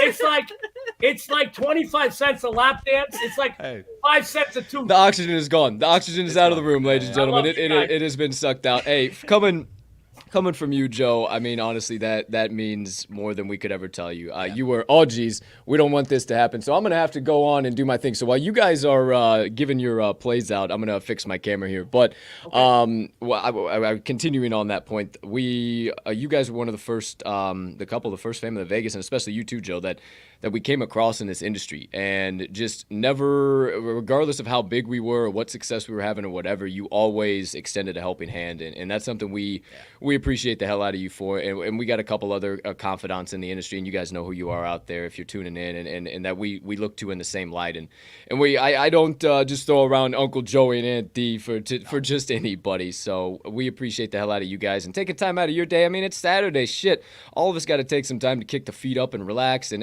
you text me at fucking 6 a.m. this morning. I said, what the fuck is he doing? Are you kidding? This son of a bitch is going to put himself in the hospital. I saw you were awake, and I knew I wanted to let you know. Always on top of it. I do a lot of my own shows, Colton, and guys are like, you're on top of it. You meant Pacific Standard Time? No, what are you talking about? Dude, 100%. It's a show. Get your ass 100%. ready. And that's why I've professional. And that's I don't care what you say. You can talk about meth and chlamydia on the air, but show up on time. Show up semi-sober. It's an 8 a.m. show. I mean, come on, guys. Semi-sober is the key word in that sentence. I do like to enjoy vitamins from time to time. So just forgive me. I absolutely love it, my friend. I mean, forever grateful for our past crossing, and forever grateful for what our futures hold. So, hey, we got plenty more time to get into rabbit holes, cause some more nonsense, stir up some more drama, maybe have to utilize some of that bail money. But for right now, we need some winners. I told some of our fans out there that we glossed over a few games. I said, hey, our guests are going to have a couple of plays out of these games. So we'll have those. I got you guys in the ticker. My plays are already out. Mag's plays are already out. Scrolling in the ticker. I got Jody's picks. I got Miss Dion's picks. You guys lay them out. I'll put them down. Whatever you want to say, how much time you want to take. The floor is all yours, my friends. Maybe with Beauty? I can. Before old age? I can go ahead and start if you'd like. Go ahead. You take it away. All right. So I'd like to talk about the Alabama-Kentucky game. In this week's polls, Kentucky ranks 4th in the nation. However, they are still trailing Auburn by several games in the conference. They want every win they can get right now because they would love that top spot in the SEC. And they really would. And this game is currently one that they can win. Sorry. Sorry, dogs are going nuts again. Please go on. You're perfect. No question that Alabama can score offensively with them, but the Crimson Tide in their 324th ranked scoring defense just does not match up well with Alabama's 11th ranked scoring offense. On the flip side, the Wildcats will frustrate their opponent here with their stifling defense, just as they did 2 weeks ago with their 65-55 win and cover in Alabama. Catching the Wildcats coming off a loss following their 6-game win streak with extra motivation with extra motivate them here against a conference rival. This is a team that truly enjoys beating SEC foes. Here's a few ATS trends for you. The Crimson Tide are 0-6 their last 6 games played following a straight-up win. 1-5-1 their last 7 games played versus teams with a winning percentage above 600. And 3-14-1 their last 18 games played overall. So go ahead and take Kentucky here. It's a nice day. It's an early game, Riley. I believe this one goes off I think at it's an 10 early o'clock. game. It's a nice way to start off the day. And forgive Dion for a couple of our tongue twisters there. I was feeling her leg under the table, which I can do without being hit with a sexual harassment suit because we are married. But I know, we you still have fun. Me all the time. We do a lot of shows. Colton left. I'm here. I told you. Okay. So I saw everything. I heard everything. I absolutely love the plate. Wildcats minus the 7, correct? I just want to make sure I got the right number. Okay. I heard everything. So this doggone thing, I even mentioned it. See what happens? We get down a doggone rabbit hole. We start to talking, and I totally forgot that I needed to plug in my camera, and then it just shut down. So just had to plug it back in. It's all good. Wildcats minus, as if we hadn't already had technical difficulties today. But hey, UK minus the 7. I absolutely love it. Do you have another one, Miss Dion? Would you like to give your second one? I can give out my second one right away if you'd There like. you go. Right away. All right. Actually, we fought over this one for the show. Oh. We fought over this one. So, Really? Sports, I want you to know, this is a winner, Joe. I mean, I like our first game, too. It's a great way to start it. But we fought over this one. And guess who won? 6-degree black belt. Only fights ever loses with her. Go ahead, baby. So I won the fight in this one, so I'm going to take it down. Auburn against Florida. The SEC's top representative and the number 2 team in the country, the Auburn Tigers, are playing outstanding basketball. Following their first defeat of the season back in November, the team then ran off 19 consecutive victories. Well, guys, they fell to Arkansas less than 2 weeks ago. Followed that up with big wins over both Texas A&M and Vanderbilt. They now face a Florida team that they absolutely shredded 6 weeks ago. 85-73 for a big win and cover at home. They are now laying less than 2 baskets here against a Gators team that just cannot, I repeat, cannot keep stride offensively. The Tigers are averaging over 80 points per game, while the Gators account for just 70 points per game. There's also a huge mismatch on the boards here. Auburn is one of the best in the country on the offensive boards, so they get a ton of second chance shots. Florida has issues on the glass, and this will be a problem in this matchup. The Tigers' big men recorded 9 blocks in the first meeting and have since improved, if you can believe that. And look for Auburn front court to dominate both on the boards here and in the paint. The favorite is 8-1 ATS the last 9 meetings in this series, and Florida is 0-5 ATS the last 5 games played overall. So this game is going to get ugly, so go ahead and take Auburn. I can't believe I absolutely love it, Aunt D. We are on the same side. You see, it just went right below me. Auburn minus 4.5. I caught it there this morning. You know what? You only had a couple of trends, but you know me as the trends guy. I might as well just give you a couple extra there that I found. Oh, come on. 11-4 ATS last 15 for the Tigers. 10-4 ATS last 14, following a straight-up win. 18-7-1 their last 26 as a favorite. 5-1 ATS last 6 on Saturday. 10-3-1 ATS last 14 against an SEC opponent, the Florida Gators. Oh, Colin Castleton's coming back? So what? 0-5 ATS last 5 overall. 8-17-1 their last 26 against the number on their home hardwood versus a team with a winning straight-up home record or road record, I apologize, and the favorite last 9 meetings, 8-1 ATS. I absolutely love that one the most. So there you go, there you have it. I'm all over it with you, 100%. I love it. That game for the show because I love that game. Yeah, I'm gonna tell you now. Bet it now, guys. Since after this broadcast, I am unloading all over Vegas. That line is going to move. Actually, let me see if I get my hat up. Hold on. It just does not work the same for you. It doesn't work the same. He's got that baby face. Oh my God. Hold on. He loves it. I love it. Making him laugh is wonderful. I love that. Can I tell you, it's a real treat. It really is. I guess I can't. With you break me. You break me, but once a show, and you almost did it earlier, and you already done it now. Holy shit. Okay, you know what? The floors are yours. I can't. I don't know where to go from there. Please, what's your picks, my friend? I don't. I love it. You got to love it, man. Not only do we give out winners, we make Colton pee his pants, which Riley did tell us that at least he wears depends, he's fine. It's fine, Colton. A lot of people suffer from, some infections and whatnot. You're fine. Riley, I'm going to tell you now, we got to advise your viewers and your listeners to adjust their mics I'm excited about these 3 games. I'm so excited. Still that Are you done? Are you done yet? No, I'm so excited. You don't need a Viagra again this weekend. You're gonna be, trust me, you'll be able to perform just off of my excitement today. We're gonna crush them in the books today. I love Dion's, and I do love Dion's place. There are times we don't see eye to eye. That's fine. There are times we're not on the same game. Sometimes we are on the same game. Sometimes when she comes in to my office, from her office, she's, hey, blah, blah, did you get your games up? What are you naming them? And I'm like, mind your business. You'll see when I put them up. I still can't get her games before, unless she says, I want to know because this is going to be something bigger. And we really did. I like both of her games. If you did meet me to Auburn, I've got 2 big winners for everybody today. First game I'd like to talk, not 1, 2. First one I want to talk about, guys, and just like me, I'm going to keep it short and sweet. LSU, South Carolina, and I am short and I am sweet. You better freaking agree. All right, here we go, guys.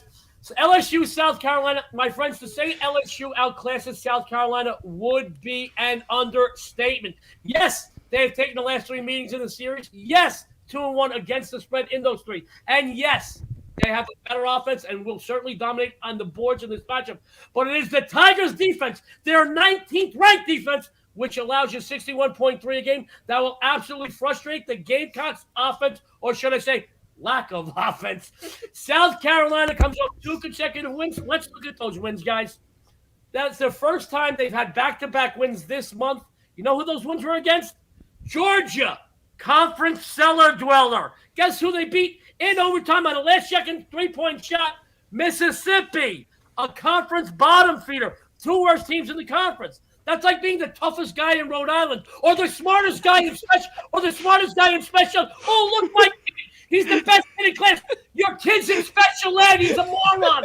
That's like being the smartest kid in special ed. You beat the 2 best teams. Granted, great, good for you. But to beat the 2 worst teams in your conference, it's not. Come on, man. I don't even get the cheerleaders excited. Let me tell you right now. You like that? That's the main point. That's the main thing we're looking for. LSU comes in here riding even Pygal likes the game. LSU comes in here riding a 3-game win streak. This is a relatively healthy team consisting of not 1, not 2, not 3, but 4, 5 starters, Riley and Colton, that are either flirting with or averaging double digits. South Carolina, they just can't keep pace offensively here. The road team, 12-5-1 ATS the last 17, and the favorite 6-1-1 ATS the last 8 meetings. The Tigers are going to beat them. They're going to whoop them like they stole something. And I'm going to tell you now, I like this game. I'm moving this line myself. My next game, I'm going to tell you right now, if you thought that, you did not need a Viagra because of that. Trust me, throw your prescription away because this one, and I'm laying wood on this one, I got no problem laying wood because the opponent here, they ain't Paul Bunyan. They can't chop down no friggin' tree. We're winning this game. And you just wait. I want to talk about Oregon and Arizona. Guys, Oregon, Arizona. Arizona, I want you to know they're not happy about being the number 3 team in the country. Gonzaga and Auburn, which are ranked number 1 and number 2 presently, they also have just 2 losses. These are 3 teams, top 3, all 2 losses. Zone ain't happy. Zone is looking to leapfrog in the polls for sure. And I look for the Wildcats here to make a big statement against the Pac-12 rival, which currently sits in 4th place in the conference. That's going to have bearing later, guys. I'll get to that in a minute. Let's put a pin in that. If you're concerned about laying this many points, please understand. The Wildcats, 12-6 ATS this season alone, laying double digits. That is strong. Yes, you're laying a big wood here, but I'm telling you now, this team is no stranger to covering big numbers. They've covered as much as, if I'm not mistaken, 21, 22, 23 this season. Don't quote me on that. I know it was in that neighborhood. Now, guys, the Ducks are not a bad team, but being a good team and facing a great team, huge difference. Big difference. All right, guys, Arizona accounts for nearly 85 points per game. They possess the number 1 ranked offensive rebounding unit in the nation. There is no way Oregon is going to even slow this offense down. As a matter of fact, they're going to get steamrolled. It's going to be so bad, Colton Riley. It's going to be so bad. It's going to look like duck season open today in Tucson. It's going to look like duck season. I'll tell you right now. By the way, the Ducks, just want you to know, FYI, they failed to cover their last 5 games coming into this matchup. They fall way short offensively here. By the way, there's one more major factor I'd like to bring up. I want you guys to take into consideration. That's consideration, not consideration. Consideration. It's revenge. It's revenge. Guys, I'm Sicilian. I know a lot about revenge. We don't have any war heroes. We can't slam dunk a basketball, but we'll stab you in the neck from behind any chance we get. I know revenge. Here's the deal, guys. Oregon has taken 7 consecutive meetings against Arizona, including 3 sweeps the last 3 seasons. But that was the past, and today is the present. And these are 2 entirely different teams. I'm going to tell you now, revenge is a dish best served cold, and it's going to get ice friggin' cold in Tucson. I'm going to tell you now. Take the Wildcats to maul the Ducks. Let me tell you, it's duck season, and all of us are going hunting. I'm telling you right now, this is a winner, Colt. I'm laying the 13. We're going to win. I'm going to tell you right now, we're going to win so much money. Riley's going to be able to afford all 4 midgets when he comes to Vegas. We have no war heroes. We have no war heroes. We can't duck a basketball, but we will sneak up from behind you and stab you in the neck. Listen, Colt, that's a group of people I don't care. Have you ever watched the Italian basketball league? It's like watching the Canadian football league. It's absolutely stagnant. And the only guys that how do you keep up with this guy? The Italian basketball league are the guys that got arrested here in college and they had to go there to play. So, okay, yeah. I gotta know. I gotta know. Okay, this comes from the question box of the TTL faithful. Uh-oh. And this goes out to the wonderful, the beautiful, the legendary Miss Dion D'Amico. That's right. No, hey, you calm down over there, big guy. Seriously, how do you wake up in the morning and just not start laughing? Do you just like how do you live under the same roof as this fella and just not lose your mind every minute of every single day? Oh no, trust me, I lose my mind all day long with this guy. He's heavily medicated. I will say heavily medicated. What gets me going in the morning? Exactly, She's a drunk. Hey, listen, for all you guys that can't meet nice girls, go to an AA meeting. You'll meet some great girls. In order to put up with him all day, you have to get up in the morning, and when we're having our coffee, I have to put my Baileys in the coffee every day with him. It's all residual, just continual process. Just and then after a while, even buzz. Tolerance. Before I know it, she's got 2 bottles of Baileys. I said, "Did you buy that yesterday?" She's like, "No." Honey, why'd you start wearing a water pack around the house? What are you're awful sipping that a lot. What is going on? Listen, I want you to know I'm not the only guilty party in this house. I'll tell you that right now. Everybody in this house is a step away from an insane asylum. No, sure. Whether she was like that when I met her or rubbed off on her. I was not that way when we My dogs are crazy. My father lives with us. You think I'm bad? He can give aspirin a headache. I know the legend. Before we even bring the legend into the chat and we go down an entirely new rabbit hole, I know the man himself, my friend. He's 82 now? 83? He'll be 90 May 5th.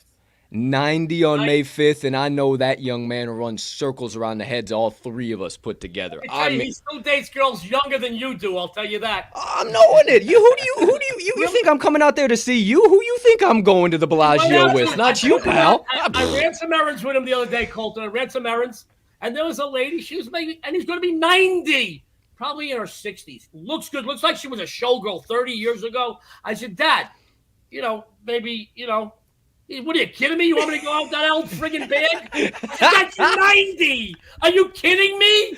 Are you kidding me? She's giving you the big eye. At your age, the other woman, they can't even see. At least this one can see. You want to leave me alone? Are you kidding me? My father is crazy. He could start an argument in church. Oh, I love it. Hey, Mags, we know who we're hitting the town with. We'll stop by and we'll see Uncle Joey and Anthony. Just but we know who us real quick. I don't want to go down another rabbit hole. We've been on it was supposed to be a 5-minute spot. It's 2 days now. You're gonna chop it up into segments. I gotta tell you real quick. He doesn't know this. My father still goes out and gambles for not hours, days at a time. He does not know that I have Find My Phone on his phone. Don't tell him. So when he's out for it's just us. 90. When he's out 36 hours and I'm paid, and I know he's gambling, I'm superstitious. You can't follow somebody with Dad, you okay? You need anything? And he doesn't answer me back. I know he's losing. So I Find My Phone. I bring food. I bring his medicine. I bring a couple bottles of water. I watch him. I know where. So, and every time he goes, how'd you find me? I said, Dad, they know you're my father. They double park your car in front. They double park your car. All I had to do was look for a big white Cadillac. Are you kidding me? Are you kidding me? I said, and then still, I mean, even like 2 years ago, before major quarantine, he was gone like 38, 40 hours. Yeah. We had to go. I'm like that, and I didn't want to bother him too much. I'm like, damn, we gotta go. We gotta go. And me, he gets mad at her.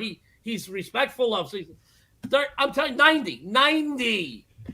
But out there, just bankrupting every book on the marketplace, bankrupting every table, slamming the slots. I absolutely love it. I absolutely love it. Like I said, he likes cocktail waitresses. He always did. I'm telling you, when I was 16, he was dating like a 19-year-old. People thought she was my girlfriend. We were sitting. We used to go. He was the 7th highest rated craps player in all of Atlantic City. So they used to get us VIP. You know what I used to do? I was like 15. I used to go down on his comp when I knew he wasn't down there. I used to get like sweets and lots of fun and whatnot. Yeah. And I got to call into the room once. Yeah. I got to call into the room. I said, hey, where are you? What you doing? I said, how'd you know I was here? He said, I'm trying to check in. He said, I already got the fucking presidential suite. I was like 15. I had all sorts of, we were having fun, but what can you do? I digress. Can I make a few shameless plugs, if I may? No, you cannot make any shameless plugs on this show. And I was just about to say, what a hell of a time. Shameless 20 minutes ago. Out the window, pal. Gone. Done. I was just about to say, I wanted to give you the floor for that. So before you dive deep, you guys don't have your handles down there. So follow both of these at Joe D'Amico Wins and at First Lady of Vegas. It's 1ST Lady of Vegas, right? So First Lady of Vegas, follow both of them, Joe and Dion. I promise you, they are a follow you want to have. It is this electricity all the time. It's why we originally got to get together with them, communicated with them, have the fun times we do. I absolutely love them. I appreciate the hell out of you guys. I know I can speak for Mags. And I yield back. The floor is yours. Give us the pick phone. Give us everything.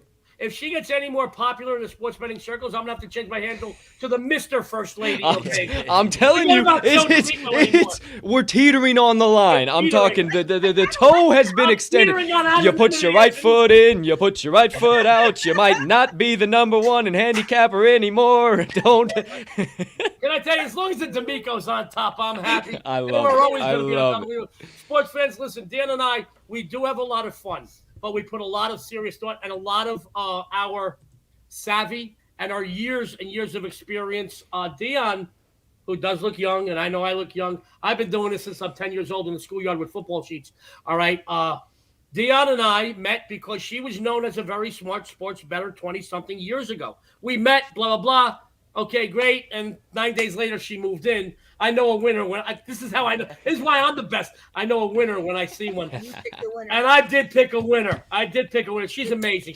Anybody puts up with me for 20 minutes deserves canonization in the Vatican. 21 years. I will tell you, but I will tell you this. We do a daily show on YouTube for a brand, if it's okay. Do you mind? No, lay everything down, please, absolutely. Sports Memo, which is one of the most respected sports websites on the planet. It's your one-stop sports betting shop. Go to YouTube, Sports Memo. Dean and I, we have a show, the First Family of Vegas Daily Free Winner Show. Monday to Friday, 8 a.m. We give out free winners. We do have a few laughs. Some of these shows are as quick as 7 minutes. You married couples know what I mean. Sometimes a quickie good. And some are as long as 20 to 30 minutes. After that, I got to call 911. We have some other of these winning cappers from Sports Memo. Come on, we give out great content. We do have a few laughs, but we do win for you. We offer specials and discounts over at Sports Memo. Dion's doing a great job. She really is on the leaderboard since the opening tip-off of the college basketball season. Last 30 days, I know she's on the leaderboard for 30 days. She's on the leaderboard for 3 days. She's perfect 7 days. And since the season start, all sports. Go to watch our show Monday to Friday. We give excellent content. I mean, we did a show the other day, dressed in pajamas. We had fun. We had coffee. She was drinking her Baileys again. But no, we had fun. But we gave out good content. We got great cappers. And I'm not a big hockey guy. We have hockey specialists come on. We've got fight specialists, NBA, college basketball. And what we're looking to do, sports fans, and I want you to know that You know, back in the day, you get 100 sports bettors in a room. All 100 would bet football. I got to do this thing. All 100 would bet football. About 35 would bet basketball. And about 10 would bet baseball. The 10 baseball players were more serious, bet more money than the 100 football. But I want you to know, when baseball comes, and baseball has been tricky, especially with these health and safety protocols the last 2 seasons. Guys, every morning we're going to come at you before you pull the trigger. Watch this show. We're looking to get some of these people out there who are excited about football, excited about basketball, converted into baseball every day, Monday to Friday, 8 a.m. Pacific Standard Time. The show gets a little edited because, I don't know, because Dion messes up a lot of lines. Watch that show. It's a great show, and it's our show. Sports Memo's been nice enough to let us do whatever we want. We got some great cappers on it. Also, sports friends, I got a free pick phone every single day. 7 days a week, 365 days a year of free play on a pre-recorded message line. Hey, this is and I know how much you love my voice. Hey, this is World Champions. No callbacks, no salesman's going to bust your chops. We don't sell your names. All I want you to do is get a free thing. Once in a while, when I have something very, very strong, I'll put it on my paid line, which it'll tell you, hey, guys, I'll give you a free pick, but here's what I got going. I got my SEC game of the month. You get on my paid line for this. That's fine. Still no callbacks. Over the 6 or 7 years that I had this free pick phone, it's 60, just under 60. It's like 65.9%. So 7 days a week, 365 days a year for 6 years, it hit 66%. I just won 7 in a row. I lost 4 in a row. I picked up. See, Pie Gal's excited again. Let's go, Pie Gal. A couple more in a row. Guys, I got a great free pick on there today. It might have been one of the games. No, it's not one of the games. I don't believe it was. Not one of the games we gave on the show today. Call. It's 1-800-JOE-8854, 1-800-563-8854, 1-800-563-8854. And I think that during baseball and definitely during football, she's going to be on the line because, fuck, man, I know you want it. I mean, being top 2 is great. Even Lou Gehrig had to contend with Babe Ruth. So what are you going to do? I love it. But, guys, go and watch the show. It's fun, but we do have so many shows, like I said, they're quick, on and off, 7-10 minutes. We each give you a free play. Any of our guests always give a free play for that day. We won't give you future stuff unless there's something big that somebody wanted you to know about for the next few days. Then we're going to come back on the show. It's a great show, and call the free pick phone. And, guys, I can't thank Colton and Riley enough. I want you to know they have, like I said, I wasn't joking. Standing no. No thank you on this. Quit it. Enough. They have more projects than Steve Harvey, Heidi Klum, and Ryan Seacrest together. By the way, any one of those 3 people on television on any channel, any time of the day. Yeah. And they're so good. And to see, you guys were good when you started, but to see where you've gone, you've taken a good thing and you made it great. And I'm very happy for your success. And I'm a big fan. And Colton, you mentioned earlier that I took some time out. I believe it is anyone's civic duty to help anyone they can. Don't get me wrong. On any given day, I'll kick somebody up the ass for being a jerk. I'm guilty of that. And that happens sometimes multiple times in a day. I'm guilty. I'm not perfect. God knows that. I'm not perfect. In my eyes, but you are. See, I'm perfect. Oh, look at that. Look at that. It was just Valentine's Day. Look at these sweethearts down there. That Bailey's is kicking in, I'll tell you that. One more will make you a cousin. But I want you to know it is our civic duty to help anybody we can. And you were very nice when you came to me, and we had a nice friendship, and we talked quite a few times. And a short time later, you developed this, and it was an honor for me to kick off your first show. It was an honor. And no matter what, listen, I was the one that took your virginity. I'll tell you that. So, you can have 100. You can be the skeeziest guy in the hood, but you never forget your first. And I was the first guy in the show. Yes, sir. Yes, sir. I absolutely love it. I was honored, and to see where you guys are right now and all your projects and your content, you're getting some great names on the show. And you know what, man? I'm so happy that we did make friends years ago, because I do value you guys' friends. And when you do come out, we're going to have a lot of laughs, but we'll go to dinner. We'll have some fun. We'll see a show. Riley, I got you taken care of. Between those four midgets, they're about 6 feet tall. You'll be fine. Oh, just give them a big trench coat and you're set to go. What do you mean, give them? What do you mean, give them? You just had it. You just had that mental image in your head. I saw it. I saw you pause for a minute. I saw it. Hey, and I know that we ramble, but I will tell you, this is hard work. Sure. For anybody that digs ditches, all the respect in the world for you, because it is a tough job. I'm not digging ditches, but you get up at 1 a.m., you got to do lines, you got to look at games, you got to decipher what you like. Then you got to write up good, smart analyses. And then on top of that, when your day's over, it's not over, because then you got to win. And on losing days, and sports fans, I have losing days. Just as tough. You then have to go. And here's something else that people don't realize. I'm not a general. We're not generals in the back going, charge, go get them.